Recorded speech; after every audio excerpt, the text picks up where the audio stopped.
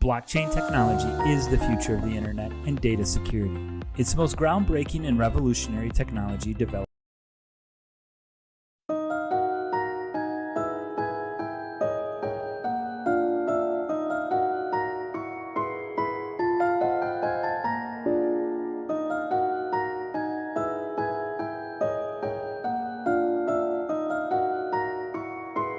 Blockchain technology is the future of the internet and data security. It's the most groundbreaking and revolutionary technology developed.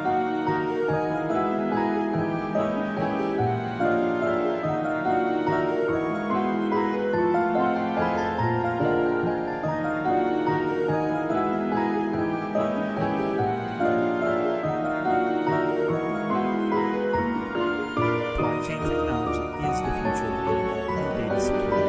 It's the most groundbreaking and revolutionary technology developed.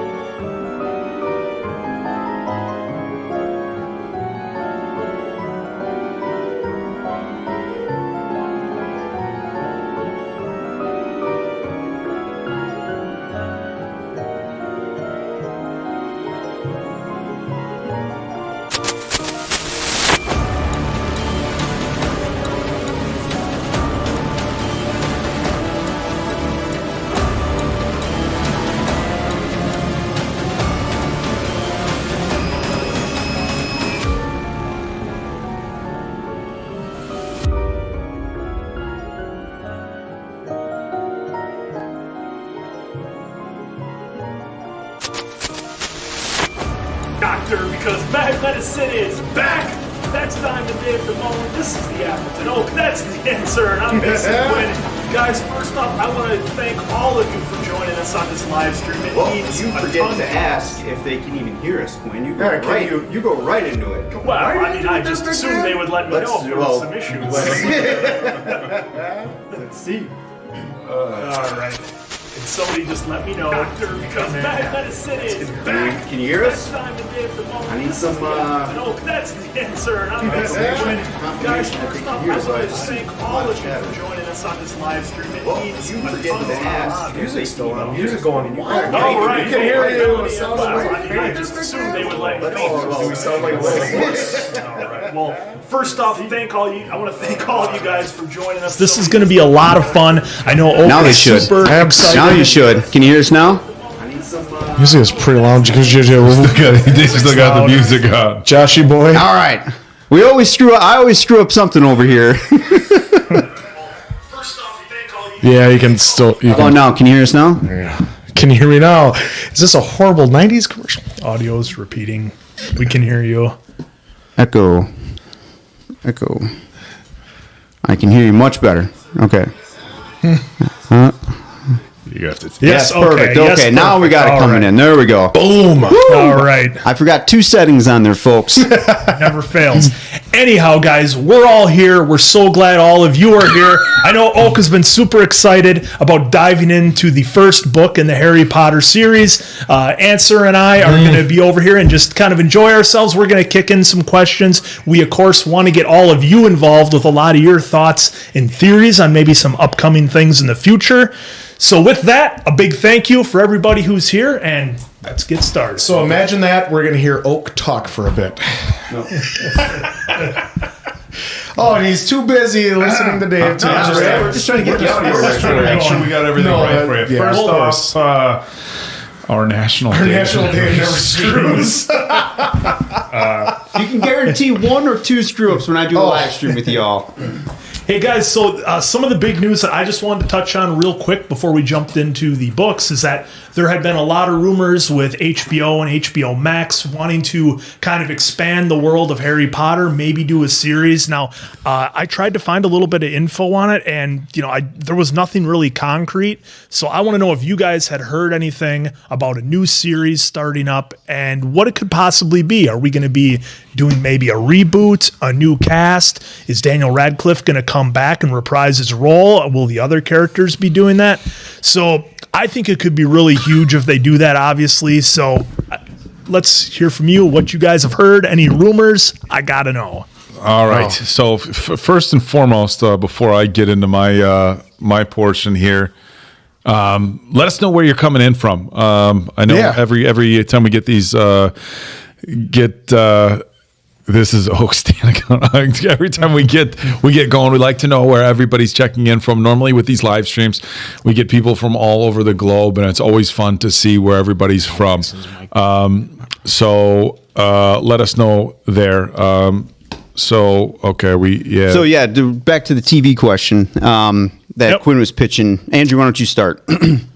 What was that? The TV show that we could possibly? Yeah, well, of course, the news, like Mason Quinn said, it's come over the last couple weeks. I just got the cliff notes from you guys. I just got the cliff notes from the show. The one thing I did hear though is that Daniel is open to doing it, and like I think that's the most important thing. But where do we go from there? Do we have it go full on being about Harry's life, or do we do like what I thought would be a Fuller House situation where it's Harry's kids going through everything and he's just there to help and bounce around? Yeah, I mean, and it's tough because you're talking about such iconic characters, you know, with Daniel Radcliffe and company and everybody else. And it's, you know, I think we saw a little bit with Fantastic Beasts that the reaction was a bit lukewarm to kind of having different characters in the world of Harry Potter. But you got to believe HBO's got the cash to throw behind it and do it right. So, I mean, I'd be interested in seeing if they did some kind of continuation of the story versus a reboot. I feel there's a lot to tell yet, and I really don't think we need to go back with. I mean, what are they going to do a reboot with different kids and say this is Jim Alexander and he's a wizard and, you know, go through the whole story again? I don't know if I see that working. I don't think you could do a reboot. To Quinn's point, HBO's got a lot of money. Maybe that'll guarantee a good program. For those of you who don't know, we just got a month or so ago wrapped up Rings of Power. Oh, I forgot about Rings of Power. Amazon spent $1 billion. Really? Are you the only one? And that's the first thing I think about if anybody's going to talk about a continuation of a Potter story. Is what we dealt with Rings of Power. Gosh. Now, of course, with Game of Thrones. Now, granted, we're talking just night and day as far as content. But the House of the Dragon was great. Rings of Power, real lukewarm. And so I think you're treading on such thin ice to take an iconic story like Potter that everybody has great memories of. Look, you can start and just rewatch all 8 movies or reread all 7 books. But I just feel like you keep going with it and you run the risk of just really watering it down. That being said, if you take a bulk of the main characters and you get Daniel Radcliffe back, you get Emma Watson back, you get Rupert Grint back. Of course, we've lost our original Dumbledore. We recently lost Hagrid, and there's been a lot of characters. Of course, Snape. I mean, there's a long list of people that were in the original movies that are no longer with us. But as far as the main characters, you know, Draco Malfoy is still around. His dad is still around. So you could take the characters. But you know, if you're just going to have another Hogwarts world. I don't know. And you know what? Maybe they could be all right with it. I know a big issue with like the hardcore Lord of the Rings people was that Amazon veered pretty far off of the source material, right? I think because they didn't have the ability to take the source material. They took, you know, they had this story that stretched thousands of years. And I only know this because my brother has gone on countless rants about his dislike for the Rings of Power. But, you know, you have a story that spans thousands and thousands of years and you're plucking characters and storylines that stretch a huge timeline and throwing it together in the interest of a TV program, and people are mad where, as far as I know, there's not like this huge Potter backstory or after story. Well, a lot of people mentioned that they would like to see something on the founders, and that could be really that would be kind of that opens it up. So a lot of you guys someone just posted there like how the houses were created, how the Sorcerer's Stone was created, etc. And so that would actually be kind of fun. I did see a quick one that Oak would like. If they said if they redo Shawshank, I'm out. Well, someone had a good comment in there too. The founders of the Hogwarts. Yep. Yeah, I feel like there's a ton of story that they could easily do for even just a one season, 8 episodes, or even 3 seasons, 8 episodes each on HBO Max, and get some interest going back in, and maybe tie into, which is now not going to probably happen, the Fantastic Beast movies. Maybe that's how you get the Fantastic Beast movies back up and going. I'm really interested in seeing what you all have to say about the Fantastic Beast movies. Pretty much no go now. A lot of you told us in the comments that it's not going to happen, so a lot of you already knew, but I think somewhere in the last couple of weeks, it's kind of come out to them saying pretty much, yep, those breaks are a lot of people bringing engaged. Up. A lot of people bringing up the Marauders. So Marauders, yeah, because that short that you guys the short did. we watched was that would pretty be cool good too. because that'd be a good way to see how Snape and Voldemort, like how they started, like a prequel. Started. And I think they started their journey together. And a lot of times, if you just get the right director and the right actors and the correct writers, it nearly always works. I mean, if you get people that are passionate about it and really want to pour their hearts into it, I think it would work. So that's a really good point as well. And Dudley's child gets passed down, has to connect to his estranged uncle Harry to teach him powers. Oh my God, that would be kind of fun. A Dudley Dursley. Oh my story. God, yes, the Dudleys, because they were great in the first, in all the films, especially. I do like the founders idea, because I mean the Hogwarts School of Witchcraft and Wizardry is such a massive building. There's so much story behind it, and it would be interesting to see the original founders say, okay, we're going to start this school. How did they get such good land? It just started in Narnia, and that's where the founders came from. Oh boy! But like they could even do with like how the map came to be, where you can see where everybody is. So I mean, it would just be a lot. We got people from India, Sweden, Venezuela, Ohio. I saw a couple from Wisconsin, Waukesha, Titletown, Wauwatosa. Yes, we are pronouncing those correctly, by the way, because when you put it in your Google Maps. Yes. If you have any questions about pronunciation of cities in Wisconsin, justice for the Dudleys. Justice for the Dudleys. I will say this though. I will say, if you saw our videos, we did a couple of watching deleted scenes. Yeah, and for the most part, I agree with 99% of the stuff in the movie. I'm not going to say upset, but I'm disappointed that the 2 cut scenes, one with Petunia saying, you know what, Harry, you didn't just lose a mother, I lost a sister. Yeah. That was really powerful. And then right when they were leaving, Dudley coming over, and I don't know what he said. I forget whether it was, I don't think you're a waste of space, or whatever it was. Or Germany. He said something along those lines where it really, throughout this entire story, Dudley was the jerk, and it really humanized him at the end, and it showed his maturing and his appreciation for Harry. And so a little bit of redemption for the Dudleys. Now I don't know about Uncle Vernon. He seemed pretty foul throughout wasn't the whole he still thing. in the car like honking horn, like let's go? But now you do have to remember one thing I will say about Uncle Vernon. It was his wife's sister's kid, so there's always a little bit of malice for the in-laws and stuff like that. So he had a little bit. I don't think you're a waste of space. Thank you very much, Sarah. I don't think you're a waste of space. And it was a short scene. Like you guys, literally in a 3-hour movie, you only had to give us like an extra 90 seconds. Imagine Aunt Petunia, like, we've lived here our whole life, and now because of the things going on with you, things that we vehemently tried to avoid, we have to move out of the house we've lived in our whole life. I mean, so redemption for the Dudleys, great. I do love it. I mean, well, and like you said, Oak, there's a lot of story there to tell. I do like the idea of going to the founders, because that really does open you up to allowing to really clear the slate.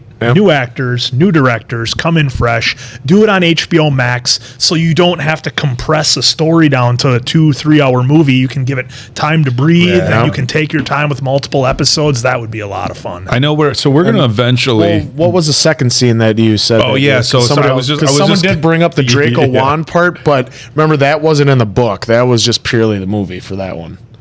Yeah, so that I haven't actually gotten to that far to that book, so I'm going to take. That's just what I saw the fans saying. Yeah, so what I was going to say is, so this live stream, I know we're going to kind of talk about all things bad medicine. We were going to focus a little bit Harry about Potter, my experience on the Philosopher's Stone. Is that the Philosopher's Stone. Or is it Sorcerer's Stone? Come on. But love it. we'll go over all those things. But a couple people did bring in the deleted scene, which, in my opinion, was like the biggest, the biggest WTF moment in all of these movies. When we watched it, was the Draco throwing Harry the wand. I mean, that changed everything. I'm going to stop you there because this is a great question and I don't want to forget it. Who do you guys think would be a perfect person to play Snape today? Snape today? Wow, I like Cameron Holmes, Adam Driver. Driver? That is Whoever just pretty said badass. Adam Driver. That is Cameron Holmes, Adam Driver to play Snape. That was a great one. yeah, that's. I couldn't think of anybody better. He is perfect for it, actually. He looks just like him, And he'd be perfect, Adam Driver. That's Karen, interesting. Mason Quinn is single. Yeah, he's ready to mingle. Hey, let's stay on track here. Let's Single. on track. Everybody's Driver like, would sure. be phenomenal. But yeah, I mean that's tough to beat because just having that suggestion of Adam Driver as Snape, God damn, I that's can't good. really think of anybody else. Now that you mention that, like he's in my mind as Really, playing I that can't get role. him out of my head. I can see him in the robe and everything. Yeah. Well, basically because we kind of saw him in a black robe and Yeah. the Well, Star Like in Wars, the but intro where I had Star Snape Wars. doing that clap with that look, I just see Adam Driver doing it now. Yeah. Well, it's Denzel Washington. Oh, hey, Denzel's as good of an actor as they get. Cillian Murphy, that wouldn't be too bad either. Cillian Murphy. Now, who's Cillian Murphy? Why am I not? Scarecrow from Dark Knight series. Have you He'd seen be a Christopher interesting. Nolan movie? Of course, I don't know He's the in all actor's of name. Have you ever seen Red Eye? That's where I've he's not seen Red Eye. That's a good one. That Only he's British. J.K. Rowling insisted on Ben British Barnes, actors. I agree. Ben Barnes is would be great for a young Who's Ben Snape, and Barnes? he's in the Punisher with John Bernthal. He's He's Prince antagonist. Caspian. Prince Prince Caspian. Caspian. Okay. All right. All right. Yeah, that could Benedict possibly work. Cumberbatch. Paul Dano is Peter Pettigrew. Paul Dano. That'd be good. So somebody did bring up an interesting point, which I don't know if this is a good. If you want to call that, if you want to call it Star Wars, I could see some We will be similarities. finding out because we are going to do Star Brian, Wars. I'm gonna. Thanks, Brian. So Brian, I did watch I've watched a lot of Potter content, and my brother knows that we've watched all this Potter stuff, and they're huge Star Wars fans. They haven't really gotten. My brother's gotten into Potter, but some call, Melanie. YouTube creator made a giant. I should say giant, made a successful video on basically that Harry Potter is basically Star Wars. And they compared like Dumbledore being the old aging wizard to Yoda, and they compared so they did a long comparison. I think they compared like Hagrid to Chewbacca, and like Rupert Grint was his Harrison Ford, but somebody did a pretty hilarious, like basically saying that that Harry Potter Paul is Star Rudd, Wars. Paul Rudd would be good. well, Karen Gillian's a well, good one, too, Diamond, Kevin. he's watched. Yeah, Harry he Potter. does Diamond a lot Dave. of the editing, so that's how Diamond Dave sees. Where was the question? Wait, I thought- It was just wait. I thought Diamond never watched HP. So Right at the top. I did the majority of the edits for Harry Potter, and I also did kind of a rewatch on some of them. I will say, because I know my reactions didn't get into there, the Snape reveal is probably that 4+ minutes is probably at least minimum top 10 greatest movie reveals ever. Because I catch myself going back to YouTube once in a while for just the quick hit of it. I'm telling you that is just mind blowing how everyone you're with the ride up until that moment, and it's just amazing. Somebody had two comments. Somebody asked if I'm still having nightmares about my opinion on the first Harry Potter movies, and Elisa Bella had said, take appreciation for my curve. Look, I came into Harry Potter knowing nothing about it. I was very Clearly. We all did. much of the Clearly. mindset that they were kids' movies, and that's very much how I felt throughout the first two. And it wasn't until I started getting into the movies, and you look at it different. Like, this isn't a kid's movie. It's just this full story about the journey kids take.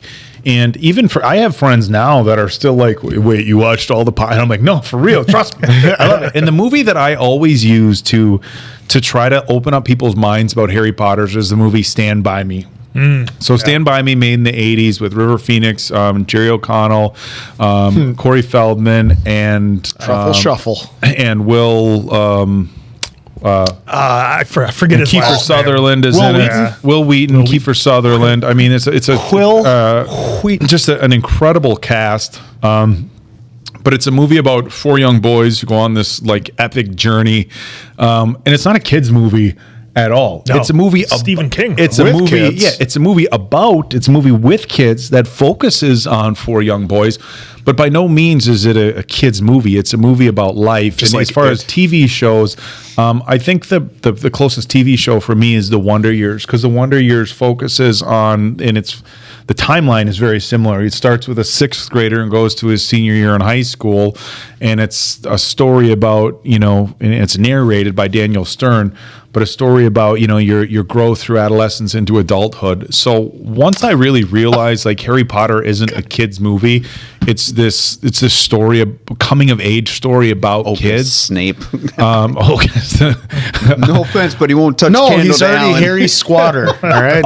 Cameron Harry Holmes. Swoller. If you haven't seen Stand By Me, it is a phenomenal movie, a very powerful movie. Very good. It is a phenomenal movie, but it is the same. It's about 4 boys who I think are about 12 years old and a summer journey. It's very emotional. It's funny.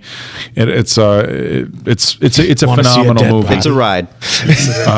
Basically. But so if you're somebody who's familiar with the movie Stand By Me, you'll understand. So in any regard, like my viewpoints changed on Harry Potter when I understood this isn't a kid's movie, but rather a movie about this coming of age story. But I will say I never really stray away from thinking it's good for kids. Now, does the challenge I think for kids watching Harry Potter now is versus in the theaters, which is also a very unique thing, is that like if you took an 8-year-old or 12-year-old kid now and basically let them bang out all the movies, by the time they got to the end, it gets a little dark, right? It gets a little dark, but so I don't know that a 10-year-old kid should really be watching, Deathly Hallows Part 2. I mean, it's not too bad. My brother had his 5-year-olds watching all the Lord of the Rings movies, As he should. He saw Rambo at 4. but so they're definitely. I definitely don't. I was pretty young when I saw Terminator with my stepdad or Predator. But it's so unique, and that was one of the other things that we talked about on the channel, and we really touched on quite a bit, is how unique it must have been for someone who was right about the age that the kids were when the first movie came out to age with the movies. And these movies are always going to hold up, but nobody's going to have that same experience anymore because they came out. But if you were the same age as Harry and Rupert, or Harry and Ron and Hermione when those movies came out, and you aged as those movies were coming out, man, what a cool experience that must have been. Or the parents who had kids that age, somebody had let us, had reminded us of that. People chimed in and said, I was taking my kids to the movie and they were those ages, and I got to watch my kids kind of grow up at the same timeline. Dave, I saw we had a super chat. Yash. He said, "Thank you for the super chat, Yash. Thank you. Huge Indian Canadian fan. The reactions are so awesome and genuine. I have watched your reactions 5 times on YouTube and once on Patreon. Amazing stuff. Nice. Thank you, Yash. Right. Really appreciate that, Thanks man. for the views, man. Right. Absolutely. That's awesome. Awesome. Yeah, Thank you very much. For those of you who don't know, and we don't want to make this too much of a pitch, we do usually drop our reactions on Patreon a little bit ahead of YouTube, and they're full. So Diamond Dave and some of our editors do a great job of cutting it down and making it a little bit more appropriate for YouTube. He but does a great they are George. on George. Patreon as well. So we're not going to sit here and try to push that. But since it's brought up and some of you might know, not know, that's there. So I suppose we can get into, if you guys want to do me a favor and who can hear the oak talk for hours? Oh, don't get me going. I mean, this Please stop. This is that. And just for those of you who wonder if this is me outside of our channel, yes, as well. I do media work in the fitness industry. I got yelled at from talking too much there, and still do. This goes all the way back from college to high school to grade school. I have a thing from second grade. It's like, to David, the talk machine. I should try to find it. I'll try to. You know what? I think I still have it. I'm gonna try to find it. But I saw a lot of them are asking, like Popcorn was asking about Hogwarts Legacy. We're going to figure that out because I'm going to play the game. I'm going to have to. Andrew's the big gamer out of all of us. So I definitely want to set up shop and do that also because we were eventually going to watch Last of Us. I wanted to do that as well because it's so we got two big games. There's so amazing games, and hopefully we're going to figure out how to get it so that you can see my reaction as I'm playing it. But maybe I know very little of Hogwarts Legacy, the video game, so maybe we will do a trailer reaction. Maybe we could do that. I'm going to try to jump in on questions about the first book. So again, for those of you joining us, we're kind of I'm going to target the first book. Now, a little bit of backstory. When we finish the movie... Maybe give a quick introduction of only the first book. So when we finished all the movies, I said, and everybody said, you got to go back and read the books. Now, I will say, and I talked about this a little bit, I think I absorb information better visually or through an audio platform. I wanted to experience the books because everybody said they were so much more in depth. So I listened to the audio books. I just finished Azkaban. I started hot, and then I went back and redid some. So I haven't started Order of the Phoenix yet. I listened to Jim Dale's version. Now, Jim Dale does a phenomenal job with the books. He reads each different character in a unique voice. So one of the initial things that I will say about watching the movies first and then going back and reading the books, because everybody always says, like, you got to read the books and then do the movies, right? For somebody who's a very visual person like myself, going back and listening afterwards, when Jim Dale is doing the voices, I'm picturing the actors. Yeah, from the movies, absolutely. Now, the books do a great job giving descriptions, which part of my notes is some of the descriptions from the books are a little bit different than the movie, but it was a very unique experience for me going back and listening to these audiobooks. And when he's explaining these characters, I'm like, okay, that's Hagrid, that's Daniel Radcliffe, that's Rupert Grint, which was neat. To answer the first question that came through, and I'll try to for a while go through the questions about the book. And again, as Diamond Dave said, I just wanted to clarify, this is kind of just on the first book, The Philosopher's Stone. And as we go further with more lives, the next one will be on Chamber of Secrets, and the next one we'll talk about the Goblet of Fire. Yeah, so I just kind of want to add in another 2 cents while we got a lot of you here. This is kind of experimental for us too. We prefer that we do the book reviews live with all of you. So, of course, keep the feedback coming. We want this to be super interactive with you guys, of course, with your knowledge mixed in with what the Oak has read. And then we'll just kind of ping pong that way if that's what everyone enjoys. Hopefully they do. So that's kind of how the format is going to be today, and we're always open to changing that format. Again, this is our first time, especially our first time for a book review. So I hope your expectations are set super low. We tried to have him do a book report, but he's like, I cannot do a book report. Book report. Joshy boy, if you're just joining in, it was Jim Dale. So somebody, and I apologize. Somebody actually sent me a copy of one of the Fry books, and because of complications with the apps and the downloading audio from a UK version of essentially the where you purchased them from, I couldn't do it. So it's like regions on a DVD player. There was some issues with it. So again, I apologize DVD for player. Names, but so I did do the Jim Dale ones. But to go back to that first question, I think the biggest surprise was how immersive an experience listening to the books was. And what I mean by that is when you watch a movie, you're watching the scene play out. You know, Hagrid steps into the scene, right? But in the movie or in the book, there's, and don't quote me, it's been a minute, but like in the book, it's like in stepped an 11-foot man. His hair was strung over his head. He had a raggedy beard, a coat and so the descriptive terms that they use and are so in detail, and it just really draws you in. You use your imagination. Of course, again, I had an idea of what these people looked like, but that was the biggest difference for me. Even describing little things. It was a cool and breezy night on the street that the Vernons lived on. Oh, no. something Lane. I don't know. I said, I'm sure we'll the P. P place. Hey, Dead Man Jax, yeah. I like your casting, by the way. Hagrid replaced by Brock Lesnar. But so that was a big thing for me. And and another big thing like that you get in books is when you're like, here's an example. When somebody's nervous in a scene in a movie, like you see it in their face, like they're standing in front of somebody and they're nervous. But like in the book, it's like they stood there shaking, their palms sweaty, their mind racing on what could be. And there's so much more description. Privet Drive. Thanks, guys. Yeah, look at that. All Drive. of them coming It was a down. cold night It's on funny, Privet some of them Drive. auto-corrected for you. So everybody's jumping in with Privet Drive. This is why we love doing the live streams. That's awesome. There's so much more detail.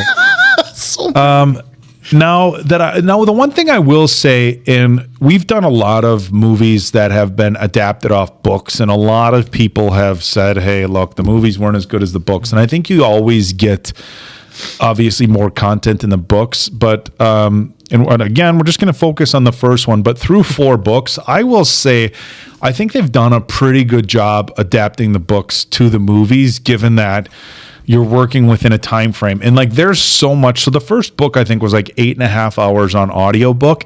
But like I said, there's a lot of time taken up describing things that visually, unless you had somebody narrating the movie, there's no way to do it. Harry's dusty room under the stairs that had that was a one thing. Like in the book, Harry's room always had spiders in it, which was a little creepy. I do think that under the stairs. And one big shout out that I did want to give is to Morgan from Movie Flame, because he does a good job. I watched the first movie, I watched it again, I read the book, I went and watched some of Morgan's, talking about the difference between the books and the movies, and I went back and did the book a second time. So I've actually done the audio book and the movie twice, and it's still nice to have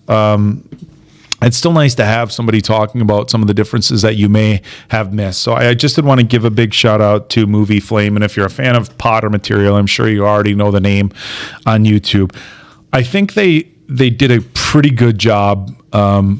We talked about a few things that they didn't do. As far as this first book, things that I would have liked to have seen in the movie that weren't in the book, I think they did a pretty good job. Snape was a lot meaner in the book than he was in the movie. And one of the things that Morgan talked about at Movie Flame that I agree with is that they adapted, and this is my opinion, and I think his opinion was the same, and I think some of you guys will mirror it. The movies were a little bit more geared towards children, or a little bit softer around the edges than the books were. Like Snape was nasty in the book, and when you think about like somebody who's in the book, he's supposed to be about 30 to a 12-year-old, even if you didn't like your dad, or even if you were a mean teacher, like he was pretty mean to Harry. And it's like Harry didn't know anything about his parents, and like the movies showed. Look, we saw in the movies that Snape did not like Harry, but it was pretty harsh in the books. God, I just love it when he just smacks. We got a super chat we'll pause for here. Gnu. I hope I pronounced that right. I'm probably butchering Correct us if we're wrong. Correct me if I'm wrong, but for someone who's not read the books and does struggle with keeping my attention reading, are they even worth it, even if it's an audiobook? So Ganyu, I will answer this, and I'm glad I did it the way I did it. If you're just joining in, or maybe you missed what I had said, and I'm the same way. I have a hard time with books, and I don't think I have ADD, but just generally, paying attention to a book, I have a hard time with. I think watching the movies first, like I said, it gave me such a good visual for when I went back to the books. Yeah. I could picture each character. I could picture the scene from the movie. And it was kind of like this Easter egg, like Christmas present type thing with the books. And what I mean by that is if you read the book or listen to the audio book first, and then go do the movie, you're gonna be like, oh, well, they missed that. Well, they missed that. So you're taking away, when you watch the movie, I'll try not to jab you, you're taking away from some of the content with the book. when you watch the movie first and then you do the audio book, it's like you're getting more details. So you're even a little bit, oh, they didn't have this in the book, or oh, why didn't they include that, or they didn't have this in the movie. So I felt a little bit more like in hindsight, I would recommend to somebody who has a harder time with books or a little bit harder time with attention span, who wants to experience both, I would actually recommend doing the movies first and then coming back. Like I said, Jim Dale does a great job. From what I understand, the other gentleman, Stephen Fry, I believe, also did a phenomenal job. Well, and the great thing about audiobooks, and I don't know about a lot of you guys out there, but it is a time commitment to sit down and read a book, because you can't do anything else while you're reading that book. If you have an audiobook, you can be out hiking, you can be cleaning your house, doing dishes, getting dinner ready. You can be doing all that stuff and Lifting still taking weights. in, your favorite book that you want to read. So that's why I like audiobooks. I'm a big fan of them as well, because, I'm busy, you're all busy. To find the time to sit down and dedicate like 3 hours to reading a book, and you're doing just that, can be hard. So I'm a fan. Plus, it'll make you sleep. I had another super chat come in. I don't know if that's Mikey or Miki Tummers. Hopefully I didn't butcher that too bad. When you read all of them, you should read The Life and Lives of Albus Dumbledore by Irvin Catman. It's a fan-made book about how Dumbledore is behind everything that happens. It's amazing. So Thank you for the super chat. Yeah, Thank you very much. I'm actually making my way through all these, and I was going to. So initially, what I was going to do is is that I was just going to bang through all these books. Now, as we had decided to turn my reviews of the books into live streams. Originally, we were, I think, going to shoot videos, and we were going to kind of have roundtable discussions. Diamond Dave, of course, Just said, going to be the editor. No, Dave's kind of, look, Dave's our fearless leader. Dave was kind of like, hey, man, like, why don't we do these live? Because that way people can ask you what you thought in live, as opposed to trying to go back and read all the comments. So what I did is I was hammering these out pretty fast, and I kind of pumped the brakes a little bit on the audiobooks, knowing that I wanted to have them a little bit fresher as we went with these. So it's going to take me a little bit to finish the books and go back, but the more Potter content for me, the better, which is why I was so excited to do the Fantastic Beasts movies for these channels. Maria, thank you so much for the super chat. I'm going to read the message that you left below. Guys, your channel is one of the best finds of my year. I love watching along with y'all on Patreon. Thank you very much for your support over there too. I live in Mexico and have 2 coworkers learning English. Scroll. I lost my slide. Squirrel? There we go. Yeah. I live in Learning Mexico, English and I with have us. 2 coworkers learning English with y'all. I love y'all's reactions. Thank you so much for the support over on Patreon, and thank you for the super chat. We really do appreciate it. Gosh, I hope you guys down in Mexico don't end up with Wisconsin accents if you're learning English. Don't you know? Hey, Darren, Oh, geez. One thing that I am going to jump in on real quick before another super chatter, before we get another question about the Potter books, that I think is important to all of us. If you've missed our previous live chats, we've discussed this briefly, and Answer and Quinn and Dave and I talk about it a little bit. It's like to the people who open up to us and kind of share some of your more personal stories about our channel helping you through things, please know that means the world to us. Yeah. We have aside from the time that we spend together, which is a lot, we have a group text going, and a large portion of our group text is talking trash to each other. Mason Quinn and Diamond Dave go back and forth on The Rock and Vin Diesel, and Answer and I laugh. But we regularly share the comments where people talk about helping through tough times and things like that. And please understand that we appreciate that very much. And this is never what we intended. We were just a couple guys who were going to have fun watching movies. But if sitting down and watching movies with us makes it feel like, some people have like, oh, my dad hates these movies, and I'm 43, so I'm old enough to be some of your dads, so I'll take that. Or like watching movies with brothers. I'm the young buck. Or whether it's, we have gotten a handful of comments, which I'm not unfamiliar with, about people assuming we were going to be meatheads and being surprised that we're more articulate and a little nicer than what you had in mind. All those comments mean a lot to us. So I don't want to get too sappy here on you, but for the people sharing personal experiences with us, thank you very much. We appreciate it. Again, it's not something we ever expected for the channel, but we'll take it, and we absolutely love it. So thank you for being open with us, and we're glad that a couple guys hanging out watching movies has made a positive impact. So it's always nice knowing that we've helped someone. made a better day for them. Harry Potter bling to help me sleep. Is that me talking? Just put Oak on at the end, and he'll talk you to sleep. He'll talk you to sleep. Oh no! Do us a favor and just let it roll at the end. It helps with the algorithm. Don't worry when it's late at night and we're listening to him. As the eyes get a little heavy, so to speak. Older than the Oak. Yeah, I see a lot of people talking about the cursed child. I'm gonna have to write that down and see what that's about. I haven't heard of that one, guys. Have you heard of the? It looks like somebody did a cursed child. Someone said it was traumatizing, is what I saw up and down. Somebody asked what house Diamond Dave is in. Dave, did you ever go to Wizarding World and do the quizzes? I was actually more worried about getting these guys set up right, because that was my blunder on the first time of having them do the BuzzFeed, because I was like, just go do one. Oh my God. So that was on me for not knowing the knowledge that all of you have. But thank you for immediately coming at us and saying that's wrong. Here you got it. This is the site. Go do it again. Go to the actual one. So personally, I haven't yet. Maybe in the future here. He's going to be a total Slytherin. For those of you who didn't see our videos, I was a Hufflepuff, and I believe my Patronus was a dolphin. Quinn? I was a Ravenclaw, and I believe I had the horse or the pony, I think.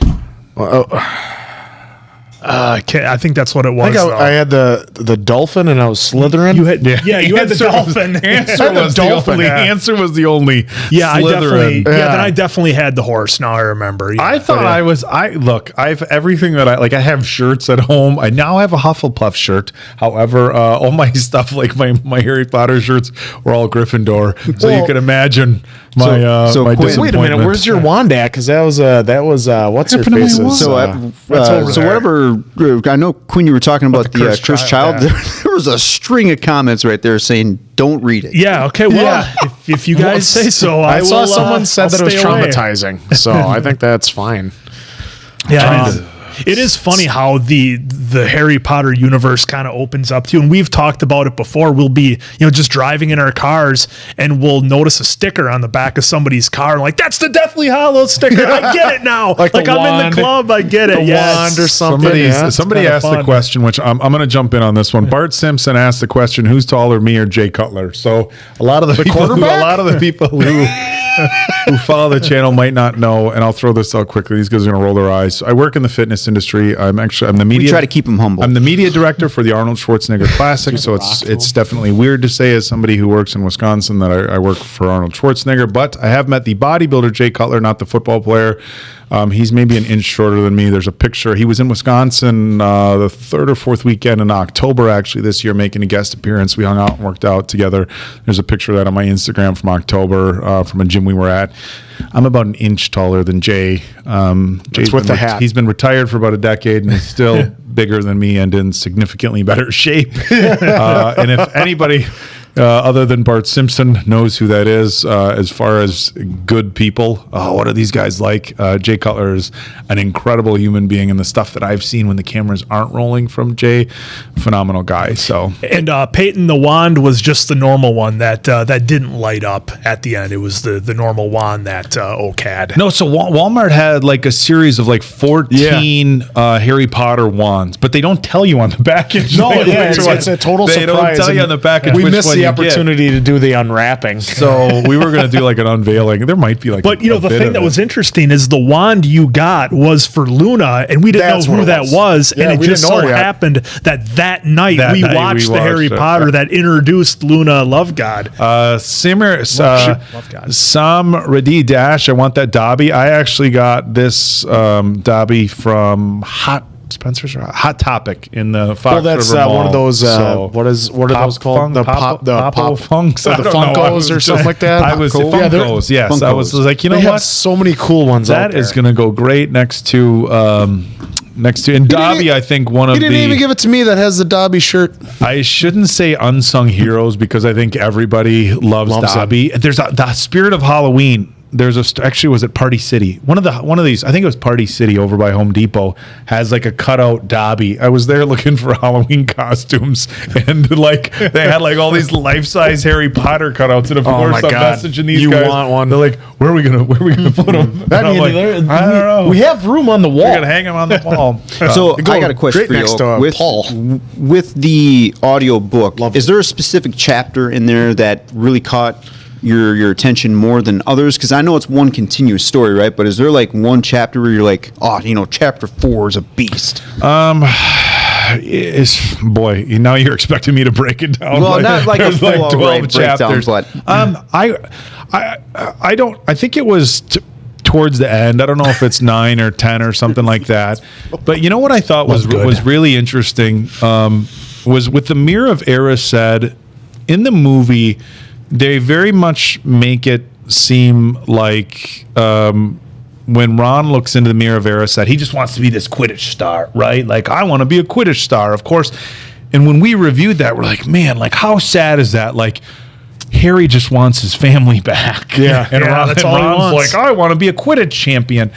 But I think the book expanded on that a little bit more, and I think it makes you understand. And some of the other YouTube channels that really dove into the Potter stuff, I think including Movie Flame, talked about like, and this was in the book, it wasn't about like Ron wanting to be a Quidditch star. It was about like Ron, like his whole life was overshadowed by his brothers. And the book talks about this a little bit more. It wasn't just that, look, when you're the youngest of 5 boys, you're going to get hand-me-down stuff. Yep. So Ron never had new stuff. His 2 oldest brothers were famous. They're off doing whatever. They were Quidditch stars. His brother Percy's a prefect. His other 2 brothers are comedians. Everybody loves them, but they still get good marks. They said in the book. So, when in the Mirror of Erised in that book, it made you think a little bit more like, man, here's the youngest of the boys who just, he wants to be a star because he wants to stand out. He wants to like have his own reputation. And it hit, I went like, this is a lot different, but I went to a high school with 2 guys whose older brothers were all state football players, and basically like as small town celebrity gets, right? And you can just imagine the pressure when like your older brother is like, playing college ball, basically like a rock star in your hometown, and now it's your turn on varsity, and you're just shits. No, well, they weren't the shits, but they were good athletes, and I'm not going to name names because you don't know who's comfortable with that. But it was weird. Like anytime you watch a movie, and obviously that's a little bit of a stretch, but when you watch a movie or you listen to a book and something really relates to you, I'm like, oh fuck, that's whatever. They're not going to know. I'm like, oh shit, that's Ryan and Judd. Like, oh man, like you understand it. So it was.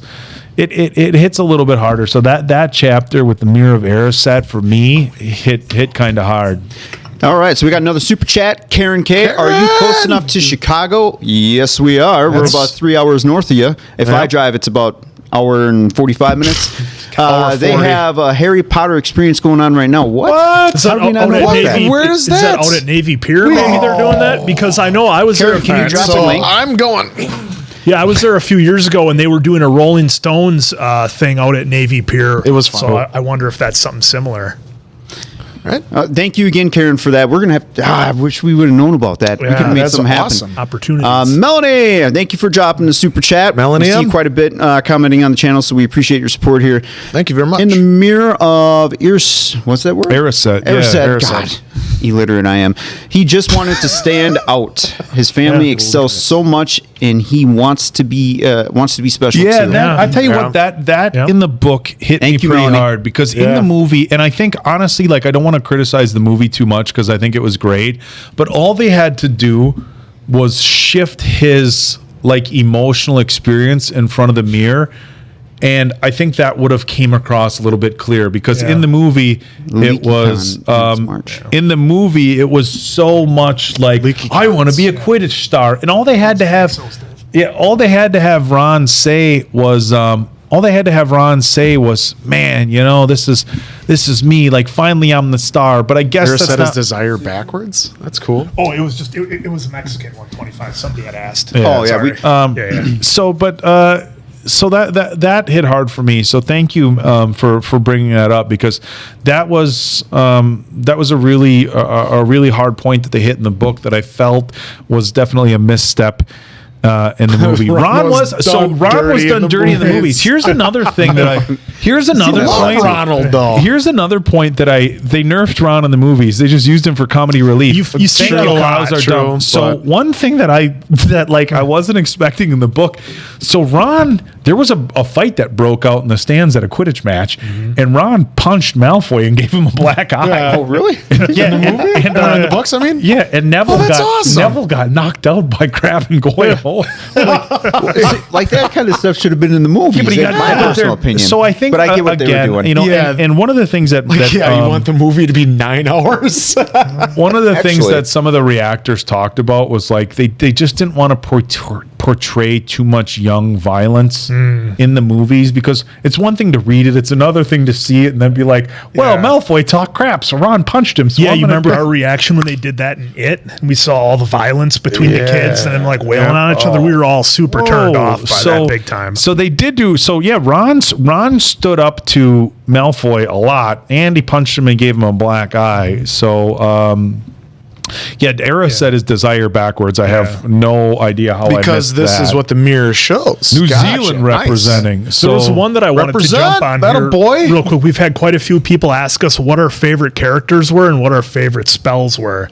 So I think right off the bat here, I'm going to have to go with Luna Lovegood. Thank you for correcting me. She was my favorite. I loved her like deadpan style of comedy that she had, and everything was so matter of fact with her. And somebody said she was funnier in the books. Yes, I think she was one of my favorite characters. And, favorite spell, boy, I'm going to have to go with the what was it, Levioso or whatever, the one that made him levitate. I like that one. It Oh, was that's a pretty good It was spell. kind of fun. And I'll agree with the spell, but obviously character he's right there on the table. It's Dobby. Gotta love Dobby. I mean, come on. Ron is up there, and I wish I should listen to the audiobooks to see that Ron is a lot cooler, it seems like, in the books. But I loved him in the movies, and the actor's name escapes me right now, but I thought he did a great job. I mean, my favorite scene is still him bashing. Oh, that's right. With the rock. With the rock. Then he's like, now what do I do? Well, just hang tight, I guess. But yeah, obviously Dobby for me is number one. Like, my wife loves telling the story that I was like, yeah, Dobby was back in it. Is he coming back? And she's like, yeah, he'll be back. She, knowing full well what happens. And she did not smarten me up. And then I came upstairs. I didn't talk She to her wanted for to see like you in 2 hours. pain. Oh, Yeah. so the next day she's like, so how was it? I'm like, you didn't tell me. And she's like, well, I'm sorry. My favorite character was Neville, and his arc throughout the whole series was incredible because nobody believed in him. He was always clumsy. He was always screwing up. Like, Snape was a dick to him. And that was worse in the movie too. Like, the teacher, teachers shouldn't be coming that hard on. Teachers can discipline kids and let them know when they're just being way out of line. But they were pretty hard on Neville, and that scene at the end where he stood up to Voldemort, I thought was phenomenal. And a lot of people dropped comments all throughout these series that Neville could have been the one when you talk about the descriptor terms. But Neville was my favorite character. Somebody just dropped it. These comments are flying by, so thank you guys Might so need a much. moderator. We're having a hard time keeping up, but This we're trying to keep this up. is awesome, though. Hey, we love it, though. Somebody said so that much. that Potter was sassier in the books than he was in the movies, and that is a great point. Yeah. So the book He had was some moments. The book was all around definitely edgier. There's things where I'm listening and I'm like, oh, well, they didn't have that in the book. So the movie. there was a lot more confrontation between the characters. Like I said, Ron punched Malfoy. Yeah. They went at each other a little bit harder. They were definitely meaner in the book. And I just think for the adaptation for screen, they didn't want to highlight how mean kids can be. I mean, look, Draco Malfoy was the bad guy. He was cocky. He was mean. Oh, with that hair. But they didn't need to make him this nasty bully. And I don't want to use the word PTSD, but you hate right, to have Maya. people like watching it and feeling like, ugh. Yeah. Before we hit a couple of super chats here, I did see one from Wardrobe Games mentioning we should ban someone. I don't think that person was doing anything bad, but feel free if we need moderators, let me know. I'll definitely make There you one. was one I thought. Yep, and there's another super chat I thought that just came in. Yep. Before, Okay, so I was going to say before Nathan Holmes, Oak. What do you think about Peeves, a character Peeves they the one left that was out always of the movies? was messing stuff up for people. Thank Like you, I said, Nathan. it's Appreciate been it's it. been just a minute. So I redid the book twice and the movie twice, but Peeves was Peeves the one that made that they were late to class like the first time, like they just showed up late to class, but they conveniently left out in the movie like somebody in the book or in the movie they made it seem like remember that first class Ron and Harry showed up late to. It was like they made it in the book to show like they were slacking off, or in the movie that they were slacking off. But I believe it was Peeves in the book was like a ghost who's like, no, go this way, go this way. Messing with them. So like Peeves is like screwing with people. So I think it was fun like to have and look, I believe Peeves was like the ghost of the Poltergeist, yeah. yeah, so Peeves was like the ghost of the house that was always messing with people, and of course you had the nearly headless, and you had other ghosts. But it was funny that Peeves was messing with the kids and disrupting things. Yeah, so that was Peeves. So they were late to class. It was Peeves' fault, which they left out of I thought it was funny that they put that in the book. I've got a question for you, Oak, because there's a scene that I think it really surprised a lot of us when we watched it in the movie, and that was when Harry was in the bathtub and like the ghost was there, like kind of flirting with him or whatever. What was that like in the book? So that Did was they a little do bit. That was a little bit later. So that was in Chamber of Secrets. Okay. Sorry, guys. Moaning Merla. right. So we'll get to that. We'll get there eventually. It definitely made for an awkward point in the movie. Oh. So it was a little bit up higher. Real quick, another super chat. We thank you, Squirrel. Thank you, Steffi, for the super chat here. You four are so comforting. Thank you very much. That kind of stuff means a lot. We watched Up, and Thank you, Steffi, somebody made a comment in the movie Up, and it was like, why do I find watching movies with these four meatheads so comforting? And it was a great comment that had a lot of reaction to it. And somebody brought up an interesting point, and a couple people said like, they feel like they're watching movies with their brothers who didn't like the movies that they liked, and I think that's part of it. Like we're not unaware that like superficially we're not different from some of the other reactors on YouTube and stuff. And I know Dave talks with a lot of the other reactors, and we've got a good relationship with them, but we understand that we're a little bit different. So for the people watching our channel, it might come across a little bit different. We have different life experiences. Mason Quinn's like outdoor campy guys. The answer over here is building these giant military trucks for the government. The shit he works on is ridiculous. I'm off in the fitness industry. Dave's like cybersecurity, so we're like this weird Dave. We all have like very different like life experiences, but we're all kind of these guys were all indie wrestlers and stuff, and kind of big tough guys. I did the bodybuilding thing, so we're a little different. But like this might sound cliche, but like you peel away muscles and a hell of a hairline for a guy in his 40s, and we're kind of just like everybody else. Hey, there's two things I want to do here quick, and then one, we're starting with the super chat from Drew Armstrong. Thank you very much for the super chat, Drew. Hey, Oak, what do you think about the Quidditch games in the books? So that's got to be fun to try and describe, huh? Yeah. Well, they laid out some rules in the books. The interesting thing is like there was a second Quidditch game in the first book, and that's where like the fight broke out. Oh, okay. In the stands. They allowed some stuff in the movies that like the kicking and like, so the way they played out Quidditch in the movies seemed like that wouldn't have been allowed in the books, like nasty like Malfoy got and some of the stuff. Right. Like there would have been some pretty big penalties for that. The other thing that they make very, very clear in the book is like, and they do in the movies too, but like Quidditch is like huge for everyone. There's a comparison in the book, like where basically they're making fun of soccer. They're like, there's only one ball and one goal. You know? Nice. like what? So Quidditch is, they make a point in the movie of saying Quidditch is bigger. Now what it's interesting in the books is that the way it plays out when when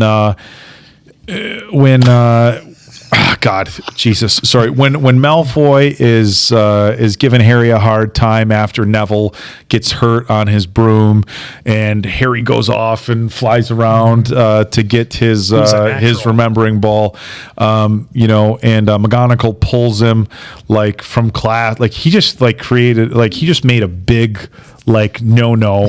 On flying his broomstick all over. He was a first year. First years weren't supposed to fly, but on their own broomsticks, There was some stuff. That's Connie. But McGonagall pulls Harry out after doing all this stuff and brings him over to introduce him to the Quidditch champion. So they make it very clear like how important Quidditch is in the books, and they really emphasize that a little bit more. The rules are a little bit different. Again, there's a big fight in the stands between Ron and Malfoy and Crabbe and Goyle and Neville. So they tell you in the books that Quidditch, or in the movies, that Quidditch is a big deal, but it's laid out definitely a lot clearer in the books. Okay. Prakar, another India movie is coming. It's Sardar Undar. If I butchered that name, I apologize, because I know that's a deep movie over there. But it's going to be awesome. It's coming late December, and actually 2 or 3 weeks here on the channel. So be prepared for that. Yeah, 3 Idiots is also on the list. That'll come eventually. So thank you very much for your super chat. Hold on, Oak, before you go, I got why don't you go real quick on that? Okay, so first off, opinion about the World Cup in fourth book. We'll get to that when we come back. I'm going to do Prisoner of Azkaban a second time. But then Ria Pilato said, Oak, will you please tell the guys the owner of the motorcycle Hagrid brings on, a name revealed in the first book but not mentioned until Azkaban, and they say that in the book. Hagrid comes in on a motorcycle that he borrowed from Sirius Black, which I don't know. It would have been like, I don't know I don't see that character riding the bike. don't know what in my head. I don't know what the thought process was with the people. Look, maybe they didn't want to reveal a character at all from later in the books. That could be, yeah. But it would have been like, hey, where'd you get that motorcycle from? I borrowed it from Sirius. So it wouldn't have been hard to add it in. The YouTube video that I really want is like a sit down with the directors and say, like, I want Morgan from Movie Flame to sit down with the directors and say, that would be amazing. Explain to us why this was edited out, because you have to know the directors had their reasonings, but like fans want to know. So if I can pick anyone like Potter, and I know there's a lot of people who do great Potter content, but Movie Flame was kind of one of my go-tos. I would love to see him sit down with the directors. Why did you do this? Why did you do that? And instead of getting speculation, hear it straight from the horse's mouth. So to hear, and this is in the intro. Now, one interesting thing I did find about the beginning of The Philosopher's Stone is that it didn't just start like the movie did on by the Dursleys' house. It started with Vernon Dursley like driving around. Stuff was weird. They were talking about it, the experience in the Muggle world, and so there were some differences that they added, or that they pulled, that I get, like you would have had to add a whole nother scene, but like for Hagrid to be like, I borrowed it from Sirius, not a big deal. So there's a couple things here I want to get before we get everyone involved here. Karen K sent another super chat saying she sent the link to us in our Instagram for Chicago. Thank you. Nice. Also, thank you again for that super chat to bring it to our attentions. Otherwise, definitely would have missed it. Before I get to this, actually, it's just a joke, and that's why you guys probably saw Ames and I laughing. I popped. It's from Christian. How do you get into Hogwarts? Through the Dumbledore. Ha ha, get it? I was amazing. Amazing dad joke. Thank you for the super chat. Oak's going nice and deep into something over here, and I'm popping over here. Hold on. Before we get into that one, Josh, I'm coming to your super chat here. Answer did bring this to my attention. I do want to bring some light to it, because it's I think it's pretty deep, and you guys seem to get deep here a little bit. Clara Johnson, I'm butchering your last name. My apologies, but I'll read it, and then I just want to say thank you for choosing us on this sad day of yours. Today I lost my little cousin. I'm glad that I can come here to get my mind off the sadness for a little while. Thank you. Clara, deepest condolences. Damn, you choosing us. This is the kind of stuff that really gets us. So, again, condolences for your loss. Thank you for being here. Yeah, glad we could be here for you and, do what we can to try to get your mind off things a little bit. We're glad that us four idiots just having fun is... And I'll bring any joy today. Not to be a downer, but I just wanted to bring some light to that. It was worth bringing. So thank you, Clara. And then to kind of switch gears a little bit, somebody did ask me, no, I have not seen The Neverending Story. And us pronouncing India names is about as funny as people trying to pronounce Wisconsin names. City names. So there's a little back and forth there, but it's been a lot of fun being able to check out the different. I was just going to acknowledge Clara. It's like I think. I think when stuff like that happens, sometimes just, and I know it might sound rough, like just sometimes doing stuff to take your mind off that really helps. Just stuff to make you laugh, and it's hard because you want to reflect on losses and you're supposed to spend time being sad. But if hanging out with a couple guys can put a smile on your face, and maybe watching some of our videos, that means a lot to us. Like I said earlier, we never got into this for any of this, but it means a lot, and we realize now. I think that's one of the things that all four of us realize when we do this stuff now, is that this stuff can have an impact, and we're mindful of that, and we try to continue to be mindful of that. And when it means a lot to us when people share stuff like that. So thank you very much. Sometimes it's not easy to open up and stuff like that. And I know, I've had my comfort stuff when I went through some hard times, and we all have our own things that get us through that stuff. And if we can help even just a little bit, then that means the world to us. So. All right, segue here. Okay. Going to Josh. Josh, thank you very much for your super chat. Hey, guys, it's Josh.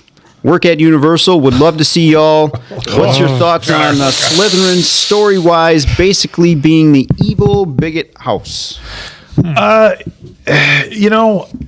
kind of, and we can kind of, because that's not necessarily a question about the first book, but they kind of wrap that up at the very last scene of Deathly Hallows Part 2, where Harry tells his son, you're named after two of the best people that I've known, and it includes Snape, right? Severus. So I think that, and we learned doing quizzes and stuff like this. Look, there are definitely some qualities of Slytherin that are redeeming. So I think that's the one thing you have to remember. As earlier on in the book, which I did find interesting in one book, in the movie, it was Ron who's like, oh, there's not a wizard who's gone bad who wasn't Slytherin. In the book, it was Hagrid. So, and somebody's just brought that up, and we'll get to it. So I think they portrayed that all the way through, and then at the end you had Harry drop that bomb not all Slytherin are bad. Yeah, well, and they kind of needed a villain of sorts. Yeah. For the Hollywood movie adaptation, you're going to kind of need that because when you do the Wizarding World tests, it isn't like Slytherin is bad or evil necessarily. It's just they strive for different things. So... Yeah, and Tripty Thakur, that is a heck of a pickup line. I might have to try that. Another super chat from Steffi. Thank you very much. What did you think about how a lot of Ron's good moments in the books were given to Hermione in the movies? Or did you already talk about that? I joined a bit late. No, we haven't talked about we didn't talk about it yet, and actually that was what I was going to jump into next. So thank you for the super chat. Theater rental doing it, Mr. There was a handful of that happened in the first book, and I just touched on it. They gave Ron Ron Hagrid's line of "There's not a wizard that's gone bad that wasn't in," and I was like, wait a minute, that's Hagrid's line. And there was some lines that were Ron's lines that they gave to Hermione. There was one line, I forget which one it was. There was the kid who was always, and I forget his name now. I should know his name. Of course, I know the big people's name. The kid who was always blowing stuff up. What was his name? There was one line. Oh yeah, he kept goofing up. Oh God, yes, he did. There was one line that I think was supposed to be his that wasn't. And when you're watching these books when you're listening to these books and watching the movies, there's definitely some questions like, why do they do that? These guys touched on it earlier. I think what they wanted to do is they wanted to have Ron be the comic relief of the movies. Like that was going to be Seamus was his name. Seamus, yeah, he was always blowing stuff up. They switched some, Seamus Finnegan. That's right, Finnegan. They gave some lines, and I think they had when they did the movies. I think they had the idea of here's how we're going to have this play out. So we want this line to be in there, but let's give it to the character who fits a little bit more in the movie. And that's the only thing that I can figure out is why they did that, because it is confusing, because it's like I think Ron's character in the books has more substance than his character does in the movies. And I definitely got to listen to him. I definitely think they did Ron. Maybe you like me like Ron even more. I think Christian. I think they did. We still got one before that one. They did Ron. I will wrap that thought up by saying I definitely think they did Ron's character That's in also the a books second joke too. a disservice in the movies, but I think they wanted to make Hermione's character like she's the insightful one, she's that, and she's this, and not to be. Look, we don't, we stay away from, political, blah blah blah. But I think it's important to have strong female characters, and I think some of the lines in the books. Look, let's have Hermione be a strong character. Let's have her be a lead role and not just somebody who's hanging out with Harry. And so I think they gave some of those lines to Hermione just to kind of emphasize how strong of a character she was, if that makes sense. Drew Armstrong, thank you for the super chat. Oak, I also like how much detail is in the books, like how it is stressed that if you catch the snitch, you don't automatically win. Did I pronounce that right? Snitch? Yeah, they briefly touched on that in the movie, that it's not a guaranteed win, because I know that confused us a little bit. Because that's how they seem to always end it, was Harry getting it. So the books definitely touched on Quidditch a lot more as far as its importance, a little bit more on the rules. The snitch, that really confused us. Thank you for bringing that up. We had talked about that because there's so much focus in the movies about the seeker getting the snitch, but it's like it seems like it ends the game from a point standpoint. But you almost feel like, and look, I know there's videos and I'm pretty sure there's books and manuals and stuff that just lay out the rules to Quidditch. But I felt like there almost should have been like a chapter, or maybe not a full chapter, but like invisible cloak. Like in the book, they talk about the rules, right? But maybe there should have been like, and now Harry's going to attend a Quidditch learning class by by the Weasley brothers or by so and so, and like had like a very, I would have liked that, like some sort of like sit down Quidditch lesson. And you could have I think you could have worked it into the books or could have worked it into the movies where first years sat down and were taught the game, and it works because you're teaching it to the first years, but for the people reading the books and watching the movies, they're also learning at the same time. Look, it's fun to see a new sport, but it can be confusing when you don't understand the rules. And I get that there's complications there, because when you're writing a book and it's just part of what they do, like the reader doesn't necessarily need every single in and out in the history. But if it's going to be such a big part of the storyline over 7 books, right, maybe a little bit more explanation in the beginning as to how everything works. But and again, you're just kind of at the mercy again of, you have 2.5, maybe 3 hours to try to pack all this in. And somebody had a comment earlier about how, with secondary and tertiary characters, how much time do you really give them on screen? Because you really need to focus the story on your main characters and push that forward. Again, because you're limited with it only being a 2.5, 3 hour movie. Again, like with the Quidditch, how much time can the director afford to spend on it? And I found it fascinating that they were able to have so many different directors and really didn't have a miss in the whole series. I know we're specifically just talking about the first one here today, but I always thought that was really impressive from a series standpoint. Real quick, another super chat Took the from invisibility Christian. cloak off. Another super chat from Christian. Thank you very much. Super appreciate it. Another joke. So here we go. This was a What good do one. you get if you mix Harry Potter and Hagrid? A very hairier Potter. They had jokes for days. God, these are great. We got another super chat. Angie, 2 boys, 1 hubby. Oh, are you looking forward to a book full of Dolores Umbridge? Oh, gosh. No.